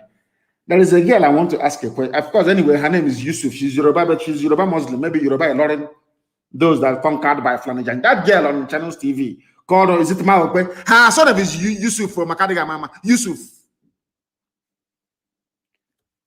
And there's another Yoruba Fulani journalist. I don't know her name. What's her name again? That used to work for Adeola. That girl that used to work for Sahara Reporters. Where are they now? Please send that picture to them and ask them. I want people to tweet that very picture, tag these people, and ask them, is this the hand of an 82-year-old man? My good friend and brother, of course, happy birthday to you, Dele Momodu, that said he is Buhari. People should send that very picture to Dele Momodu and ask him, Dele, is this Buhari that you know? In fact, just ask him, is this the hand of an 82-year-old? Look at your own hand, you are 61. Is your hand as fresh as this one? Because I told you before, you cannot, there's no way you can do plastic surgery on the hand. It will always show. That is why if you're putting on bleaching cream, the first place you'll be exposed are the knuckles of your hands, because your hand cannot lie. That's why God placed palm print on your hand. It cannot lie. Akaraka. Do you know that? Do you know people like Lawan, the Speaker of the Senate, people like Hope, that put on people that use bleaching cream? The way you know that a woman or a man is using bleaching cream is by the knuckles, the hand. There's no remedy. You cannot deceive the hand. Your face can accept bleaching cream, but you see your hand will never accept it. After a while, it will burn. Your knuckles will burn. They cannot perform surgery on the hand to make it look old. Nobody can. The best way to tell somebody's age is by looking at the back of your hand. Once you're over 70, you see wrinkles. You cannot do surgery to remove them. It's impossible. How can somebody who is 82 not have wrinkles? And you say that that person is your president. You say Mr. President is an Asorok. And you want me to regard you as a human being. How is that possible? When I say it now, you say I'm insulting you. I want people to send that picture to that girl called Adeola. I don't know. It's always Yoruba people defending Janjaweed. I don't know why. And the one called Maope Yusuf for Channels Television. Adeola. Send those pictures to these two Yoruba girls and ask them a simple question. Is this the hand of an 82-year-old man? A very simple question. And the zoo will begin to crumble. before your eyes. You know, our people don't know how to fight this very battle. They have no idea. Hey, give us the structuring. Who are you begging to give you? So by begging Fulani to give you the structuring, that means that Fulani are the owners of Nigeria. That is something they don't know. We serve, we demand restructuring. Demand it from who? By virtue of you saying that you are demanding for restructuring, it means that you are acknowledging that somebody is holding it. And that person holding it, they are, or should I say, the people holding it, they are the owners of Nigeria. Oh my goodness me. A country that believes that cockroaches can keep a president and commander-in-chief out of his office locked out for months on end deserves not to exist. You people are the same Nigerians that Abba Kyari told you that rats and cockroaches prevented the president from accessing his office upon his return from medical whatever in London. And all of you believed it. Commander-in-chief of the armed forces being kept away from his office by cockroaches. Hey, this UG, black people. Black people. They said that monkeys swallowed bags of money. Snakes. You know, so, seriously, yesterday I was thinking about this, you know. Cockroaches kept the president away from his office. Go and Google it. There's his headline. All of you accepted it. That was when they were changing the biometric on the door because nobody can enter into it. It was built by Babangida. It was the Mossad that told Babangida to build such bunker so that any military coup is futile. You'll be there until help will come from the outside world. So they need to scan your retina and your thumbprints to enter there. When Buhari died, they forgot to cut off his finger, his right thumb, or bring back his head to scan his retina. That was why they had to destroy it, and it took about 3 months to do. And during that 3 months, he walked from his village in Daura. His cockroaches are there. There are too many. A country that cockroaches defeated an army, the presidential guard. Does that country deserve to exist? You know, white people go through all these things, and after going through them, they look at you niggers. They'll be wondering, oh, do you know that cockroaches kept their president away from the office? In this UG, I won't meet people again. No. And I cannot, God forbid. People are too dumb for me.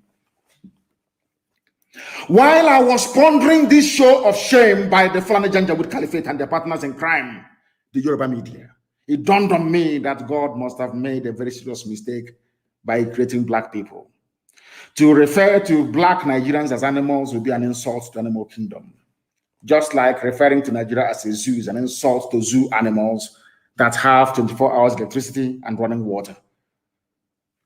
To be honest with you, my dear brothers and sisters, I am tired of the idiocy of black people. I'm tired. Without the coming of the white people, I do not honestly know what would have become of us. In this day and age, cockroach kept your president away from office for 3 months. Somebody's hands is looking like as fresh as in Nnamdi. As fresh as in Nnamdi's hands. That is how somebody who claims he's 82 years and people are there claiming, oh, God in heaven. God in heaven. Black people are bad, oh, this UG. Let me even ask you, why do you, I want to ask this question. Black people, why do you love evil so much? Why do you support evil? Why can't you wake up one morning and decide to be good and call a spade a spade? I just want to know, black people, why? Black people, why are you so much in love with evil? They kill other people's children, you're not moved. Even to ask, under what circumstances? No, you don't even ask. When white people kill you, you start complaining. I don't believe that whites are racist, you know. I don't believe it. It's because of the wickedness of black people. We are too wicked. The most wicked race that God ever made. Black.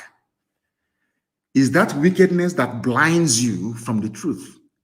That is why you see a little boy on Channels TV. All of you saw the video. The nose was crumbling. Him are crumbling. He bent down to pray during the salah. You can see the base of the mask at his back. You can see it. His punishment, oh. I can't question to go, but this is punishment, I'm telling you. It's punishment. How can I be amongst people who are so foolish that to ask? So if you don't want to know what the hands of an, in fact, from tonight, cut out the hand of that boy from the pictures. Go and Google 82-year-old hand. Go and publish it everywhere that the world may see. Oh, God in heaven. To refer to black people as Nigerians, in fact, as animals, is insulting the animals. And Fulani hypocrisy is what is going to kill them. Fulani hypocrisy is what is going to kill them. Let me tell you, they said they wrote a letter. The mask wearing Fulani. Oh, this, you know, do you know why Fulani can do whatever they want to do and get away with it? Because all of you allowed them. You know, when Buhari died and they brought in Jubril and put a mask on his face and convinced you that he is Buhari, that was the day that Fulani knew that they can take all of you and nothing will happen. If you don't know, let me tell you. That was the day Fulani realized that he can take all of you. Nothing will happen to them. Anytime I preach about the idiocy of black people, these social media companies, they will take offense to it. But I'm a black man, and we are very, very foolish. The most stupid race ever to walk the face of the earth. De-escalate hostilities. Federal government urges Israel and Palestine. Fulani writing to themselves. Let me read it for you so you will laugh. The federal government of Nigeria has said it is monitoring the unfolding developments with Israel and the state of Palestine. According to a statement by the spokesperson for the Ministry of Foreign Affairs, Ferdinand Nwoye, the federal government urged both parties to de-escalate. Oh, you're urging them to de-escalate, but you're sending army to come to the east to kill people.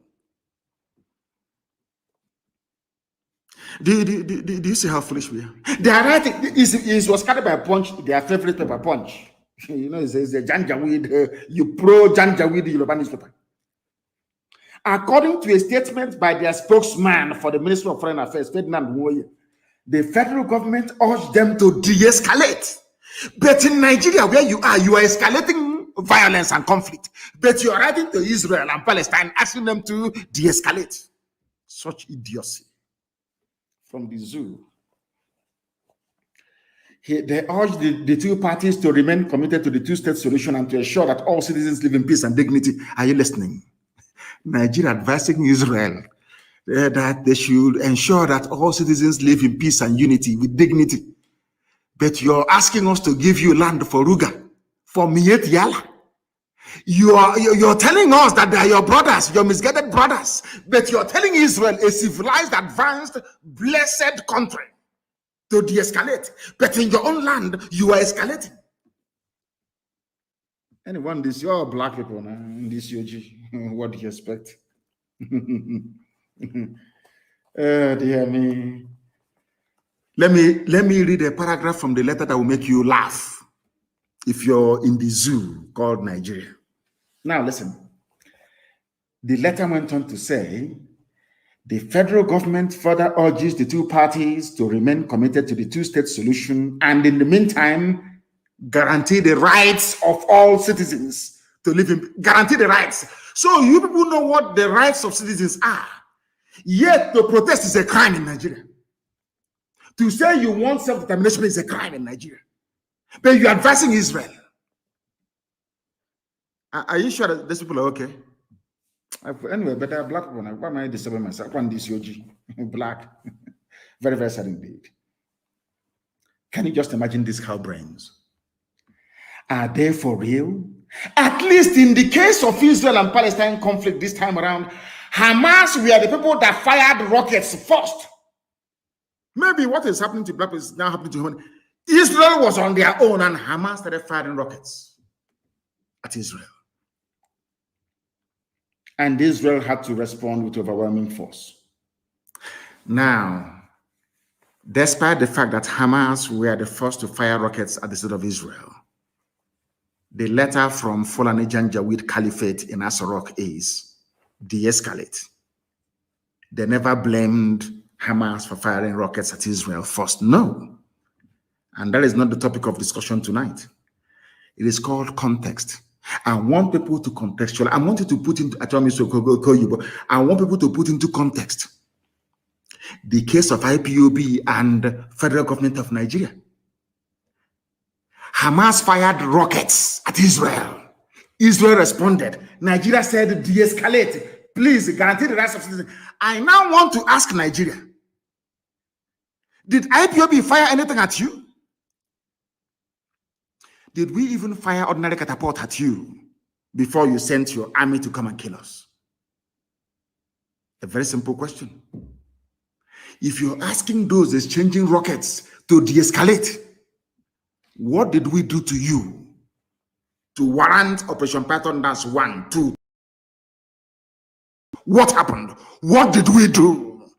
In the court of law, if mankind still has any conscience, they will ask you, but what did IPOB do to you? What physical harm did they bring to you? You say, oh, they're asking for Biafra, but Nigeria must be one. That's our crime.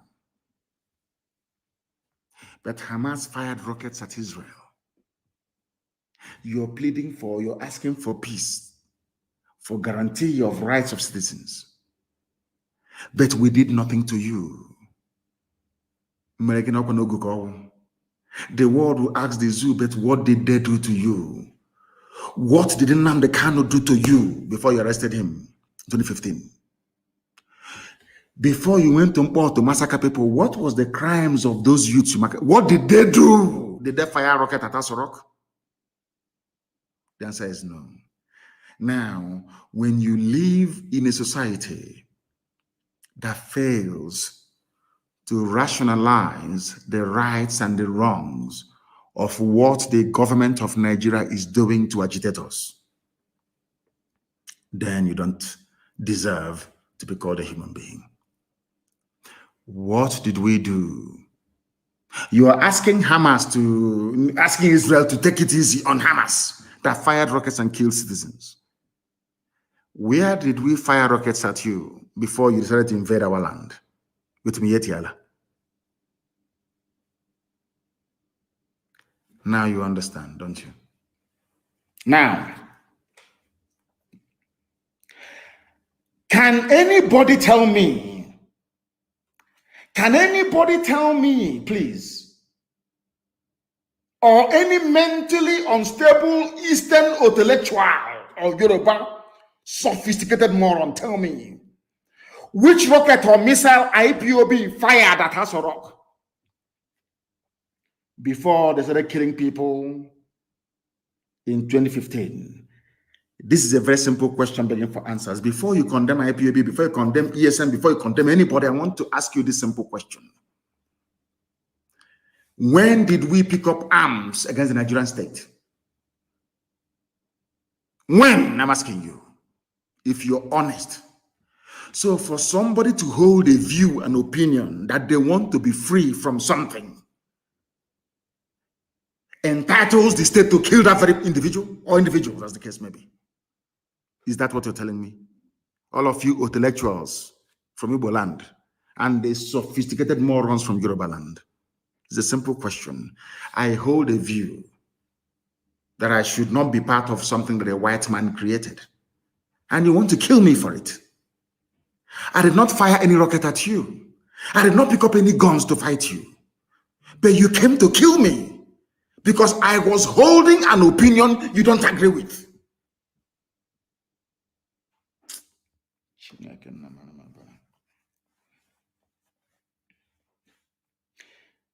They must answer this question. The late dead Buhari came into office in 2015. Before that, there was Jonathan. I want you to understand this very clearly. That is to let all the intellectuals and the idiots from the South understand what I'm saying very clearly. Before Buhari, there was Jonathan. During the reign, I call it the reign because people rule you in the zoo. It's not a democracy. During the reign of Jonathan, there was IPOB. But Jonathan never made it a state policy to kill IPOB agitators. People must also bear in mind that before Jonathan came, there was Obasanjo. Yes, Obasanjo was a mass murderer. He's a killer. Obasanjo is a killer. He should be hanged. Obasanjo is a mass murderer. You've forgotten Odi, haven't you? Others may forget, but we can't forget. Who was responsible for the Odi massacre? Obasanjo. Zaki Biam Obasanjo. Murderer, mass murderer he is. Even during the war, he was a mass murderer, pretend mass killer, because he's a spy for Western intelligence agencies. That's why he's still alive, because he's a spy for them. These are the people that betrayed Africa. Obasanjo were one of those that betrayed Africa to the core. A spy. When he's talking, you think he loves Africa. Rubbish. Ask him how many agencies around the world is he informant for. Odi massacre, Obasanjo. Zaki Biambo, Obasanjo. He killed people, but at least he didn't go, like he killed Masop members as well. But he was not as senselessly brutal as the late dead Buhari. Obasanjo was a mass murderer. Obasanjo killed people in the Middle Belt. He killed people from Biafra land, Odi. But let me tell you something that will shock you tonight. The same thing IPOB was asking for was what the North asked for in Sharia. They agitated for Sharia. And Obasanjo agreed to grant them Sharia across 12 states of the North. Is it 13? I don't know. Nobody killed them for it. This same Fulani asking you not to talk about restructuring or banning Fulani headsmen from coming to the South. They had an issue of national concern to them, being their own Sharia. They wanted Sharia law in the North. And it was given to them. There was no legislation in the Federal House of Assembly, be it Senate or House of Reps. Nobody told the Alekalis of the North or the Sultan of Sokoto, please go to National Assembly and discuss Sharia. Obasanjo just appraised and gave them Sharia without any fanfare. No fanfare. Are you listening to me? I want to unmask the hypocrisy of the Fulani Janjaweed Caliphates, because they are hypocrites. I want to ask all of them, those of them talking, I say, but you should have consulted, go to National. When they gave you Sharia under Obasanjo, did you go to National Assembly? A very simple question.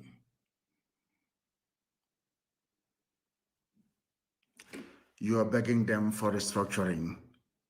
When they restructured Nigeria, did they beg you? They went to Obasanjo and said, if you don't do this, we'll start. Obasanjo gave them immediately. You have been debating restructuring for how many years? Do you know that God is wonderful? They cannot give you restructuring because that was the same thing that Ojukwu went to Aburi and agreed, and you said no. Now you want it. Are you following me? When the Fulani wanted to, because it is effective restructuring, Nigeria oppressed two systems, one Sharia, one common law, should I say, secular law. When Fulani wanted Sharia, as the South is now calling, some of them are calling for their restructuring. Fulani, did you go to National Assembly for laws to be made or passed granting you Sharia? It was an executive fiat by Obasanjo, and he granted you your Janjaweed Caliphate in the North. Now tell me, Did anybody kill you when you were agitating for Sharia? It's a simple question I want to ask the bandit negotiator, Sheikh Gumi. All of you Fulani people, did anybody shoot at you when you were asking for Sharia? When you went on radios across the north spewing your rubbish about Sharia and Islam, did anybody arrest you? You were effectively dividing Nigeria into two, one Muslim caliphate and one secular state from the middle belt down. Did anybody disturb you? Were you arrested? Were you killed? I have all the laws of nature is on our side. We've done nothing wrong to you people. What you asked for and Obasanjo gave you is what we're asking for, and you're killing us. And you want me to remain in that same country? I think that you are grossly, grossly mistaken. Obasanjo was a mass murderer. He was the one that gave them Sharia. But in the South, he was killing Masop members. It was Buhari who said, Inshallah, that they will make sure that Sharia is implemented across the whole of Nigeria. In fact, no, let me be fair to him, across the whole of the North. Go and look. He was on a radio in the North, in Kaduna somewhere. People, we are great researchers in IPOB. Go and research it. Bring out that very clip. Nobody killed him. Nobody shot him. Can you imagine somebody rising up and saying that we want Christian laws in the South? DSS will take both the man, the woman, the family. They will even take the chicken from inside the chicken shed. But the late dead Buhari said it, and nothing happened, because now that is confirmation that the Fulani owns. All these people from the South saying our country in Nigeria, you people are foolish. Fulani owns, they believe they own. Do you hear Hausa anymore? When last did you hear Hausa Fulani? Zoological Republic. When last did you hear Hausa? It's not only Fulani now. Because here we go on the Fulani, here we go Hausa, where you have the Hausa is underneath their feet. And that is one thing that Katrina Lang, with the help of Ojos Okalo in the east and the Tinubu in the west, is hoping to help them achieve, but they can never succeed. Never. I asked a question here, which I expect newspapers and columnists to write about tomorrow and next tomorrow. When the North were agitating for Sharia, did anybody shoot them or arrest them or castigate them? Nobody spoke, no fame from the South. Nobody. How dare you? Who are you? Nigeria is theirs. Now you're asking for ordinary restructuring, and they have come out with all guns blazing. They want to tag ESN terror group because we defeated their own terrorist group. Then they have now brought the army. The army we are going to defeat, and they will bring the Air Force, and we will bring them down. And then after that, they will say, come, let's negotiate. That's how it's always, that's how it goes all over the world. You think they're going to conquer us? This is not possible. You're about to see a movie, miracle. Because I asked Elohim, are you in heaven? Or something. I said, are you God? Are you in heaven? God said, I'm in heaven, presiding over the affairs of men on earth. I said that time has come. You are going to prove to the whole world that you are the God of these people. These your children. Because one day we are going to die and pass away, but your words will remain forever and ever. The time has come for you to prove to mankind that you are God of these people. These people, Nemdu Muchineke. It's about time you prove that you are their God. I'll try to build a picture for people to understand that by virtue of the statement made by Buhari when he was alive, that they want to spread Sharia all over the North, that Fulani, British-backed satanic caliphate set out from the beginning to deceive, divide, and conquer indigenous populations in the zoo called Nigeria. That's their game plan, and they will never stop. Fulani will conquer all of you, unless you join IPOB now to put up a resistance. Time has gone for talk. We are now digging trenches. We need to stop them. They have come. We must stop them. And we are going to show the whole world now, very shortly, the music, the reggae. We'll start dancing it soon. You know, I'm warning you in advance. You know, our people, we are Republicans. You need to inform them of anything that you're going to do. So that way you can carry them along. I'm just informing them tonight. If you think I will allow Fulani to conquer our land, then you're dreaming. It won't happen. It won't happen, no. No, it's not going to happen. And I say, oh, but you don't need to fight a war inside. Fight that. No, no, no, no. God said we shall allow them to come in. Because it's going to destroy the Fulani Caliphate completely and totally. But the main bulk, the main thrust of the army is going to come to the east, and we're going to kill them in the east. And that's where they're going to die.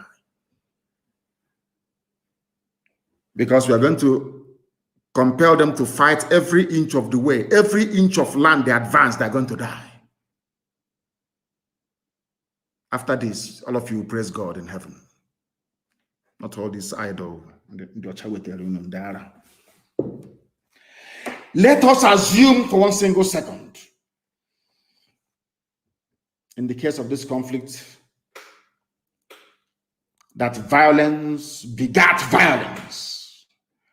What violence did IPOB unleash on Nigeria that warranted Nigeria to be slaughtering, maiming, kidnapping, and raping people till this very day? I want the world to understand Mpo massacre, Emene massacre, Iguacha Trump rally massacre, National High School Aba massacre, Isiama Faruku in my own house massacre. I want to ask everybody who is listening, what was our crime when all these massacres were happening? What did we do wrong? I'm sure you can't answer, can you? You can never, ever answer because our hands are clean. You know that. That is why we are undefeatable. We are the only people the zoo are afraid of. It's only IPOB led by Mazi and Nnamdi Kanu.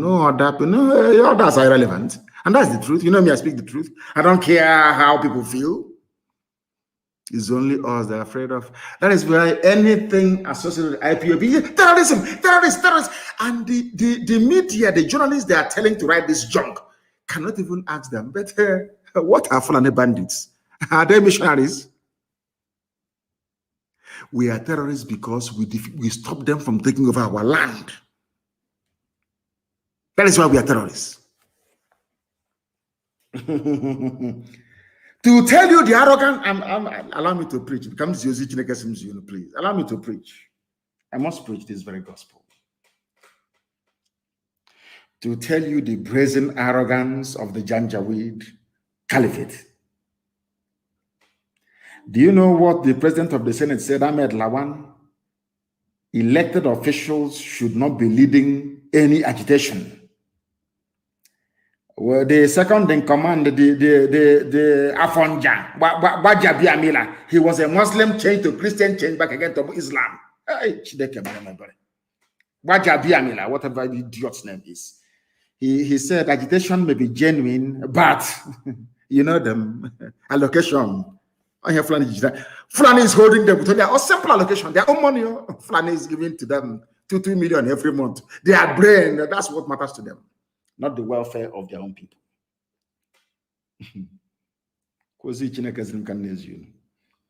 The president of the Senate, Fulani Janjaweed Ahmed Lawan, said, elected officials shouldn't be leading this agitation. What is the agitation? No? Just simple restructuring, not even to divide. And now, let me shock all of you. Do you remember during NSAS? I want to speak very slowly so people can understand me very well. Do you remember during NSAS? This same idiot kept saying, channel your grievances through we are in a democracy. Channel your grievances through your elected officials. Have you all forgotten? Nigerians, of course you have forgotten. After all, you are in the zoo, in this UG. Do you remember when they said to us, go, even Buhari, when he was alive, Buhari said, if they're agitating, we have elected officials. Let them go through the elected officials. The same people that said go through elected, they have come back today to say, your elected officials should not be leading agitation. Are these the type of people you want to stay in the same country with? They don't even know what they're doing. You said to us, channel your agitation through your elected officials. Now they sat in Asaba and said, which I don't even support, I don't even believe in this stupid restructuring. They sat in Asaba and they discussed restructuring. You're coming back to say, the same Ahmed Lawan in the newspaper, the same Ahmed Lawan in the newspaper said, he said, according to Vanguard newspaper, Lawan knocks southern governors over call for restructuring. Why? Says elected officials should not be leading agitation. But you are the same idiot that said that you should channel all your grievances through your electoral. That's how to do it in a democracy. In a democracy, you go through your elected representatives. Now they met in Asaba to reflect the views, so they said, of their people. And you're saying they are wrong. Now, I want to ask him, if the governors should not be leading the agitation, who should? I take it by default, it should be ordinary people. Is that not what IPOB is doing and you're killing us? This is to let you understand that Fulani, they believe they own Nigeria. They can do anything, they can say anything. Nobody will arrest them, nobody will touch them. And the most difficult and painful part is that all of you shouting one Nigeria from the south, you are the cause of this problem. Like Ihanacho and Ndidi, carrying zoo flag running all over the place like a bunch of idiots. People, no wonder we are so easily colonized. And they will suffer for it.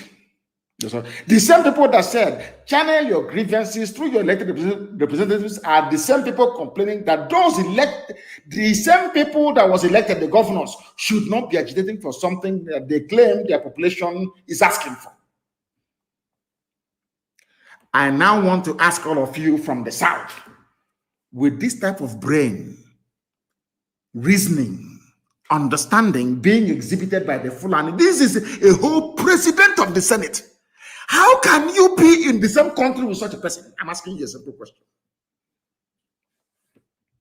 Hey, a man that I respect very much, I didn't mention his name before, of course, Professor Akintoye, a man I have immense love and regard for.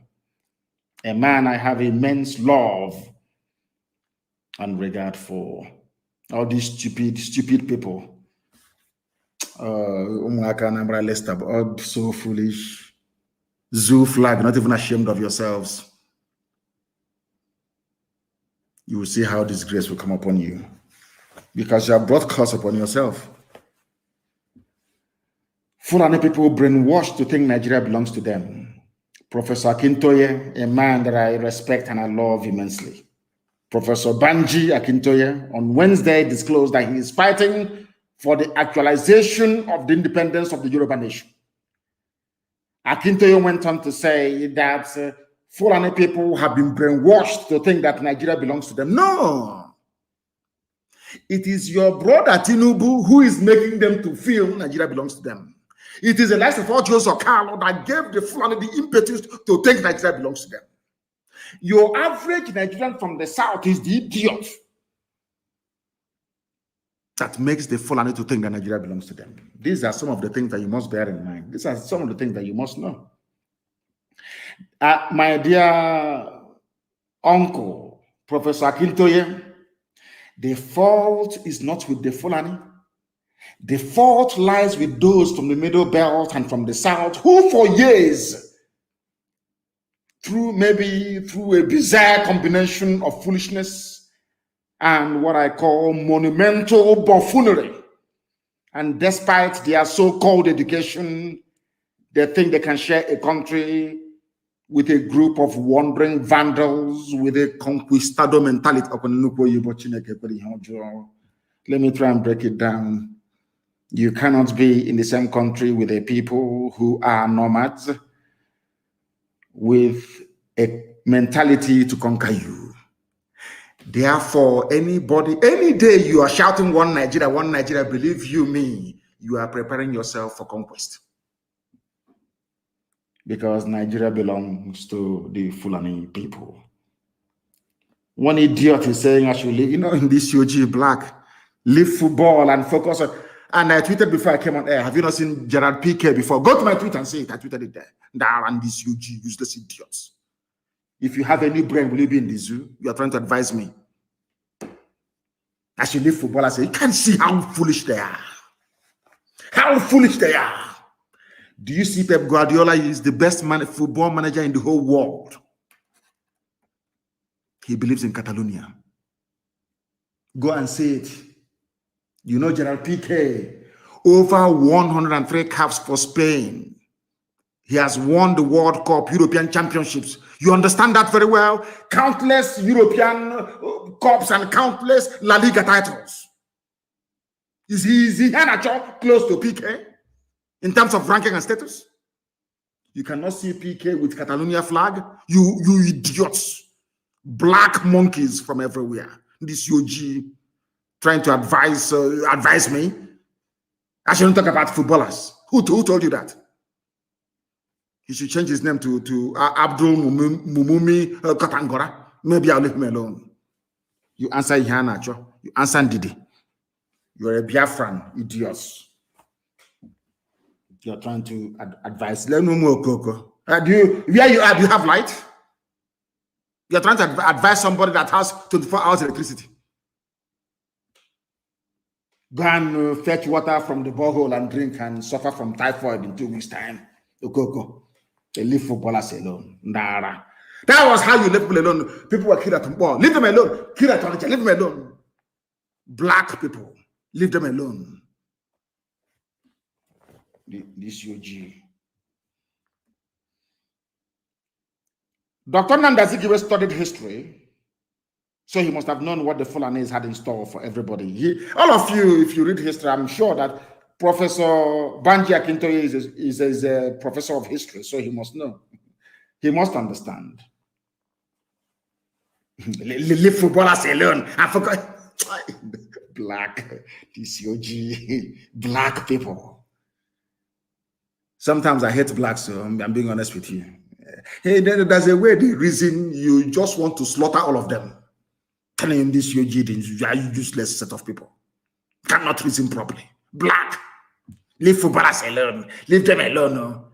You cannot see Gerard Piqué with Catalonia flag. You moron. Azikiwe studied history, but he did nothing with it. He was aware of the fact that Fulani people used Hausa informants and insiders to defeat Hausa people. And any Nigerian who is aware of this very fact can never support one Nigeria. Forget about everything. Forget your hatred for freedom and everything. I want every intellectual. I want every sophisticated moron in the zoo. Simply study Hausa. Forget about everything else. Hate me all you like. Intellectual. Go and study what happened to Hausa people. Because it is going to happen to you. As simple as that. Now, let me tell you one thing that you don't know. It was only 2 or 3 days ago, I was reminiscing and researching and thinking, and I kept asking myself, that Chief Awolowo was a learned man. Obafemi Awolowo was a learned man. Why did he reject Biafra and Ujuku and everything, even including Aburi?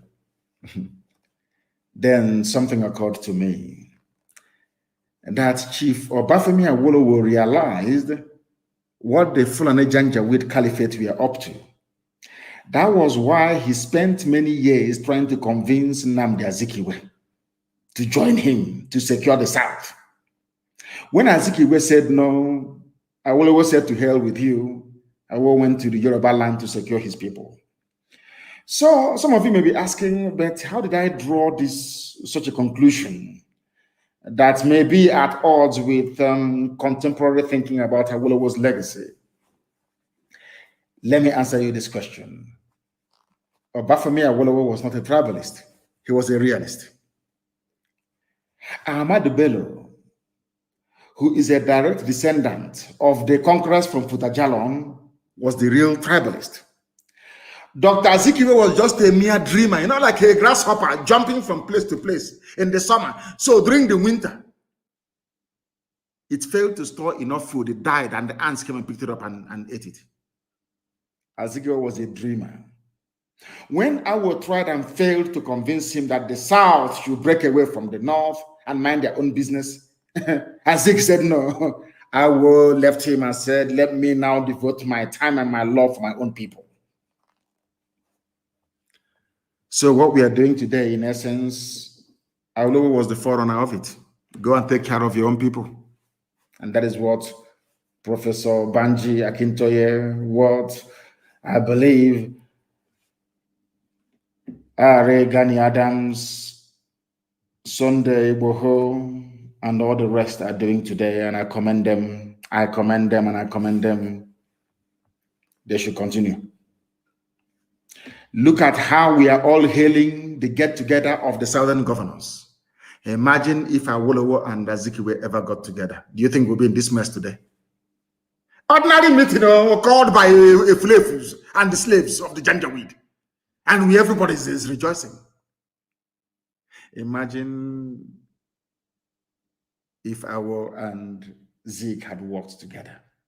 Hey, my goodness. What a country, Zoological Republic. Now, let me tell you their game plan. Please bear with me, I'm preaching. Let me tell you their game plan. That was why I was against the state formation in Nigeria. I told you this from day one. Because when they create a state, they take away your identity. You are nobody anymore. You are the mercy of the Janjaweed Caliphate. And surprise, surprise, the same idiot called Ahmed Lawan, the president of the Senate of the Zoo, he said he is against restructuring. Why? Because the restructuring will go back to the regions and they don't want it.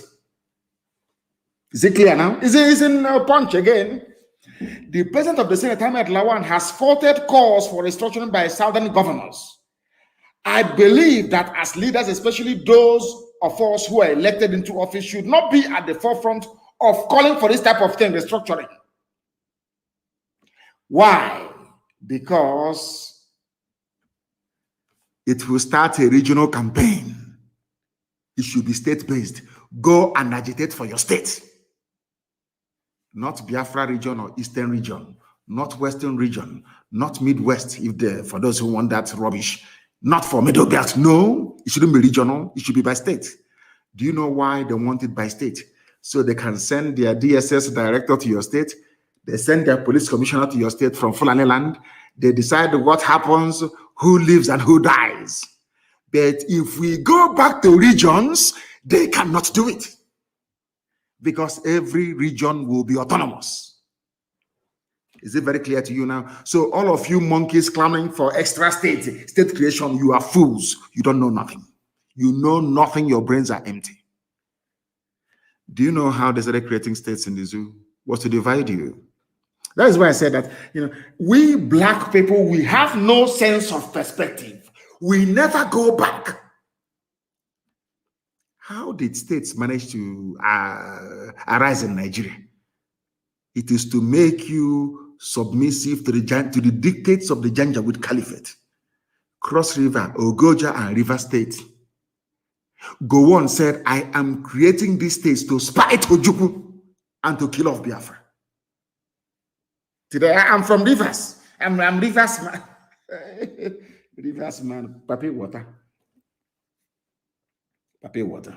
When we are coming for, he said, nobody can. I'm not going to kill you before your time. I'm not. You see what will happen to you. You see what will happen to you. You will see what will happen to you.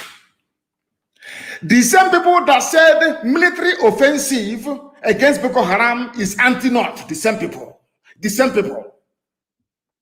This day, newspaper publication, 3rd of June, 2013.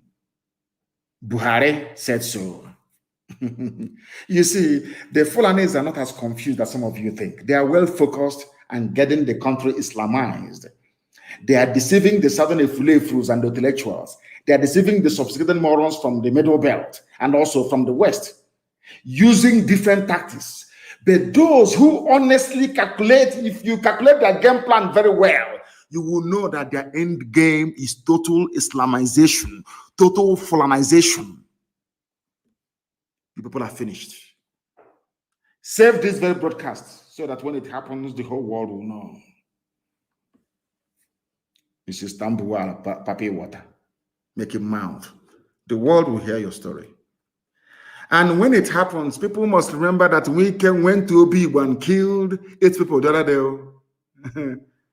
And we are our people must be very vigilant. We're in a state of war. If you're drinking and moving about and doing binsing, putting your jeans around your buttocks and walking up and down, you are risking your life. Do not move about alone. We are in a state of war. But of course, some of you are black people and you will not listen until it happens. Then you start complaining. I don't want all these lamentations on Facebook. I don't do social media. I don't want that rubbish anymore. If you see them abducting people, go and kill them. Stop them.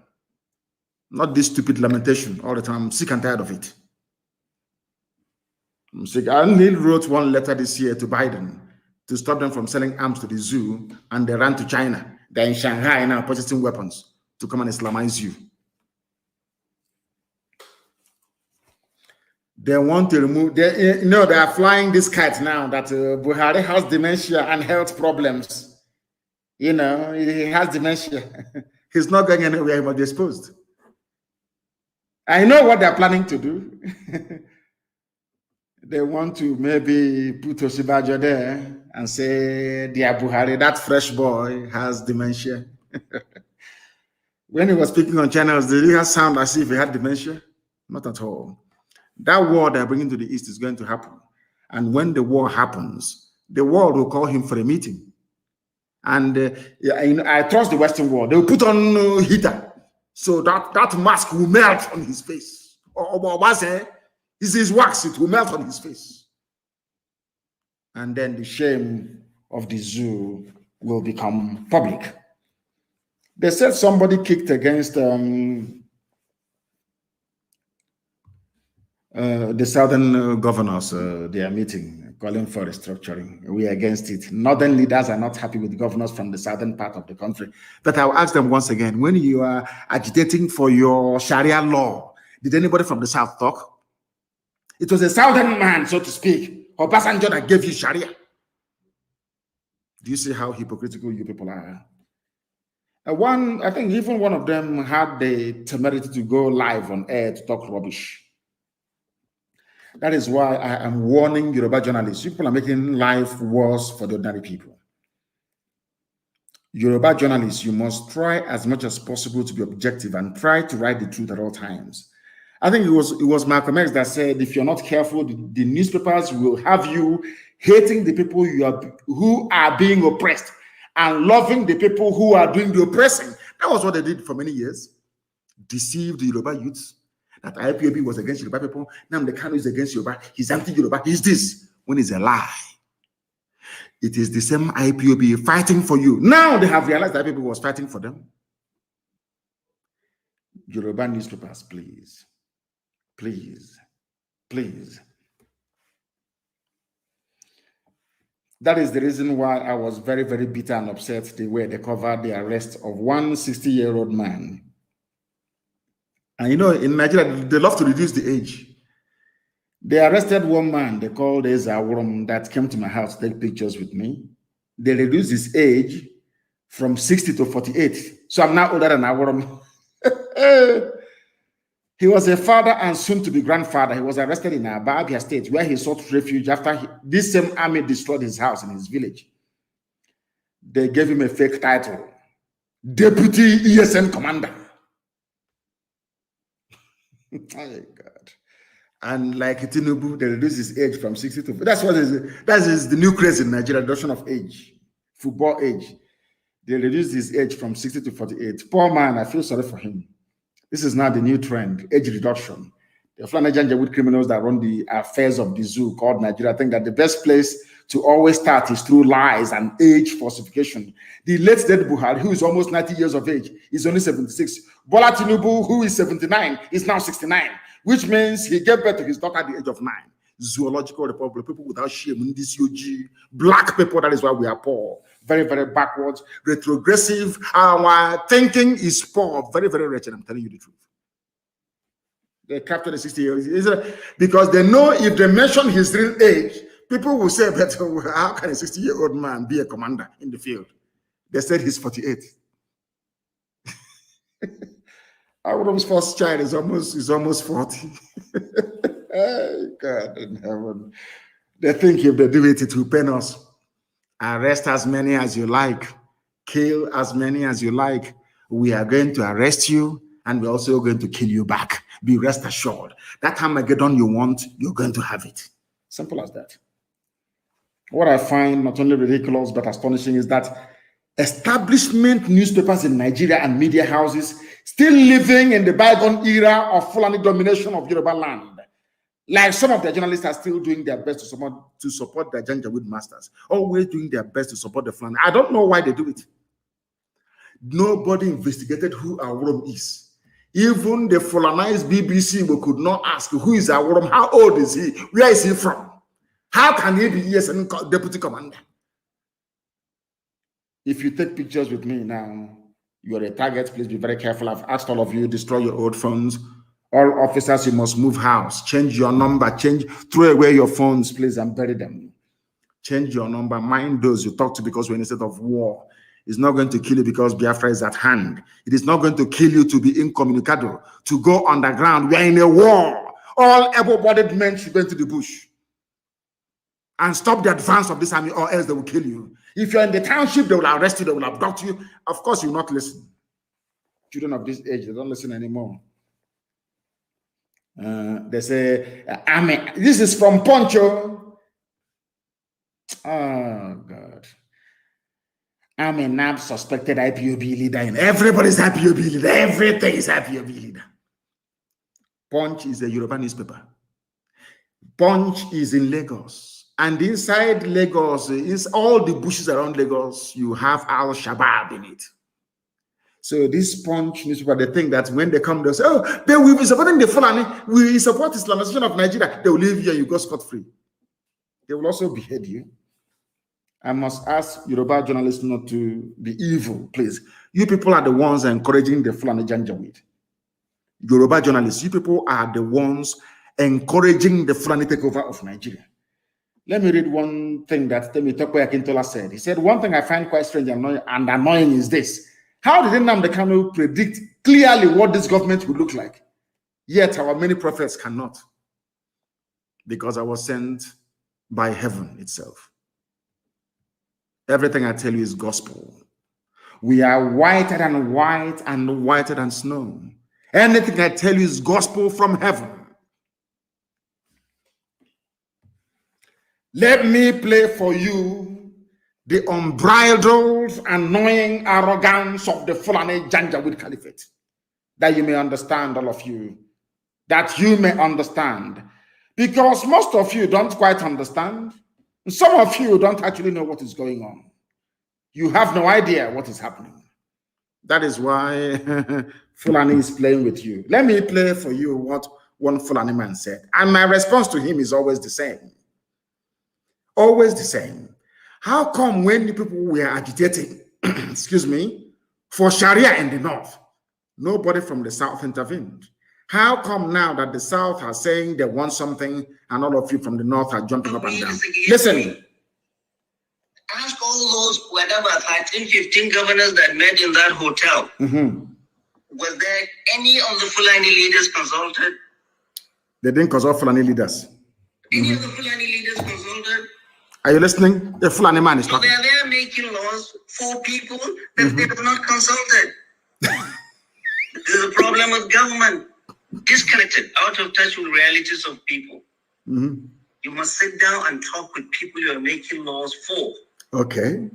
None of that, those governors have sat down with Fulani leaders in wherever they are and tell them what we're planning to do, or what we're going to do, or what alternatives are there. And then they're sitting down there and making laws. All right. Be careful. Be careful. I'll play it for you again so you understand. I'm playing this thing for Yoruba journalists. I'm playing this for Igbo Efulefus. I'm playing this thing for intellectuals. I'm playing it for all the sophisticated idiots for right across the zoo. Everybody carrying green, white, green flag. This man is telling you how foolish you are. He was complaining that the southern governors met in Asaba and decided to ban open grazing, that the Fulanis were not there. But all of you making laws for the East, is there any Easterner who is part of your security architecture? It's a simple question which nobody can answer. Let me play it again for Punch. Are you listening? Punch newspaper. All these idiotic Fulani supporting papers in the zoo. All those useless, idiotic journalists. Are you listening? I want to play it for you. You are the ones encouraging these idiots from the Futajalon Mountains. You are the ones encouraging Fulani to take over our land. I want you to listen and listen very carefully. Listen. Is that Gandhi said, whatever you do for me without me is against me. Ask all those, whatever, 13, 15 governors that met in that hotel. Was there any of the Fulani leaders consulted? Any of the Fulani leaders consulted? So they are there making laws for people that they have not consulted. This is a problem with government. Disconnected, out of touch with realities of people.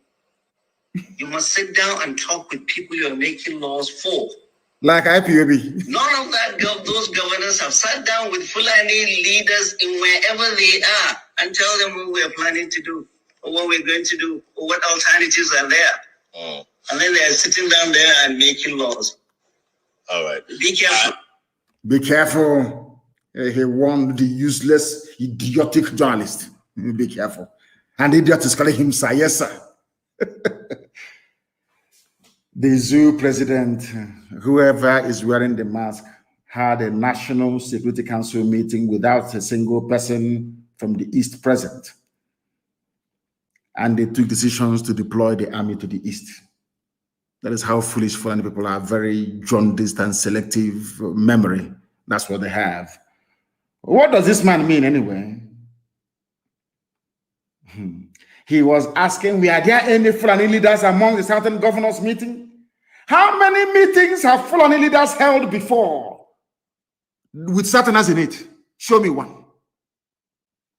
These guys are something else, so I'm telling you. Anyway, I don't blame him. I blame all the Southern leaders and politicians, all these idiots, intellectuals, writing garbage all the time. Go on with your shameless arrogance, Fulani. Oh, dear me. Only a few days ago in Asorok, Yusuf Abubakar Mohammed, masquerading as Buhari, had a national security meeting mainly for Southeast and South-South. Yet no single person from the region was in that meeting. Yet the meeting was for the same region's security. And let me remind this Fulani Janjaweed man what he doesn't know. At that national security meeting that was held, Osibanjo was there, Yusuf Abubakar Mohammed was there, wearing Buhari the face mask. Boss Mustafa was there. Lucky Iraba was there. Lucky Iraba is the Muslim. He's married to a Fulani woman. He's not Igbo. People should stop talking rubbish. Ibrahim Gambari was there. Baba Gana Monguno was there. Abubakar Malami was there. Bashir Salihu Magashi was there. Ibrahim Atahiru was there. Awal Zubairu was there. Usman Al-Khali Baba was there. Yusuf Magaji Bichi was there. Ahmed Rufai Abubakar was there. Not even a single decent Yoruba man is there. It's only Shibajo.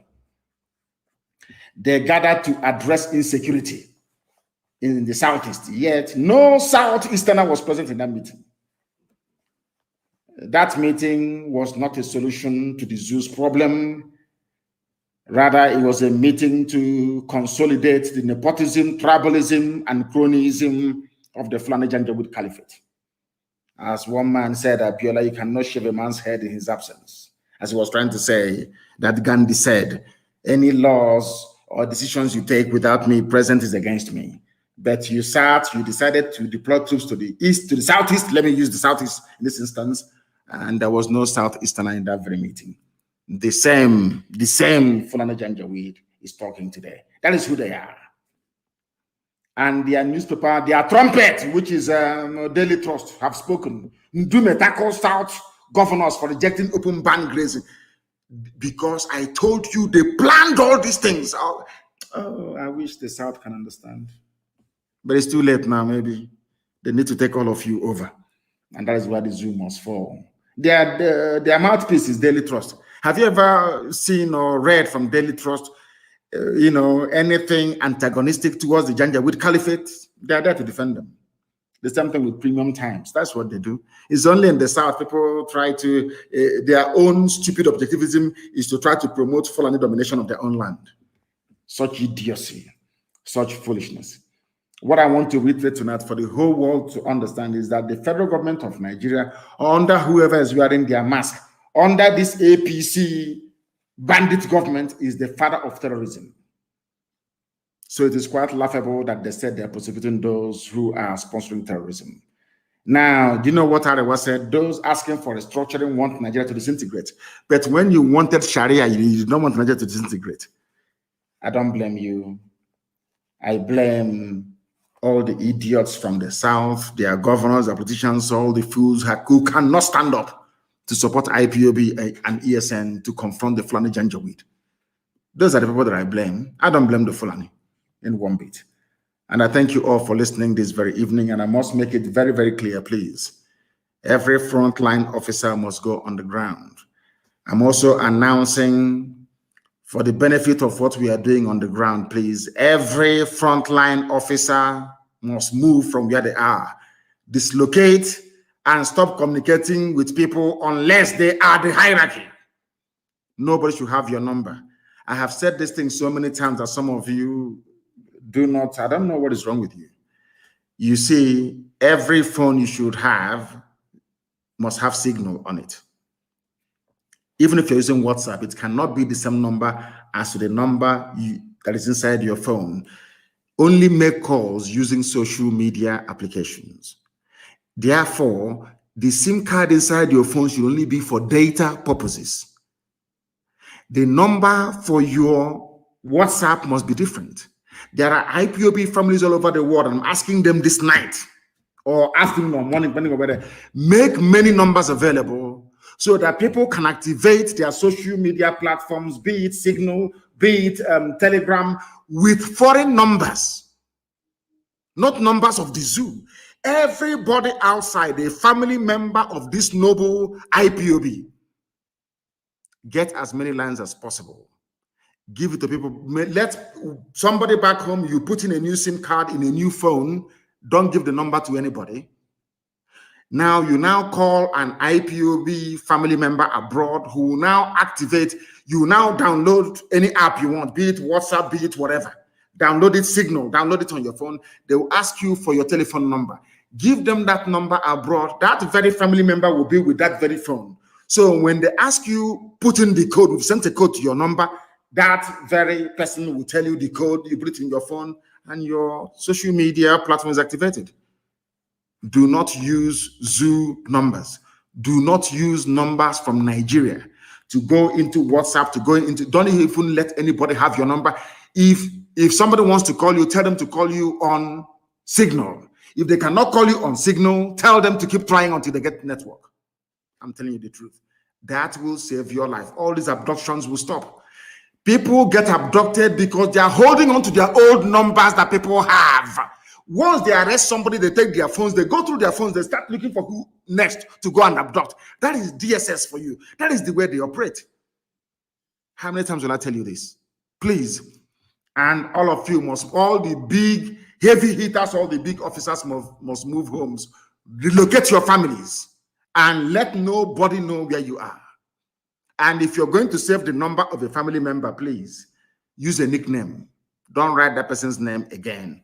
And for all you saboteurs, you can see how it's going, isn't it? They are falling already. It's not everything will be announced live on air. I thank you all for listening this very evening, morning, noon, or night, depending on where you are. And I must reiterate with every clarity and sense of purpose, for those who do not know before, to understand now that to us, Biafra is more than a nation, more than a country. To us, it is our religion. And here on radio, Biafra is where we worship, because Elohim Adonai Shaddai is our God. I thank you very much for listening. And from me, from here, with all the love in my heart, believe it or not, I talk to you the way I do because I love you. It is good evening.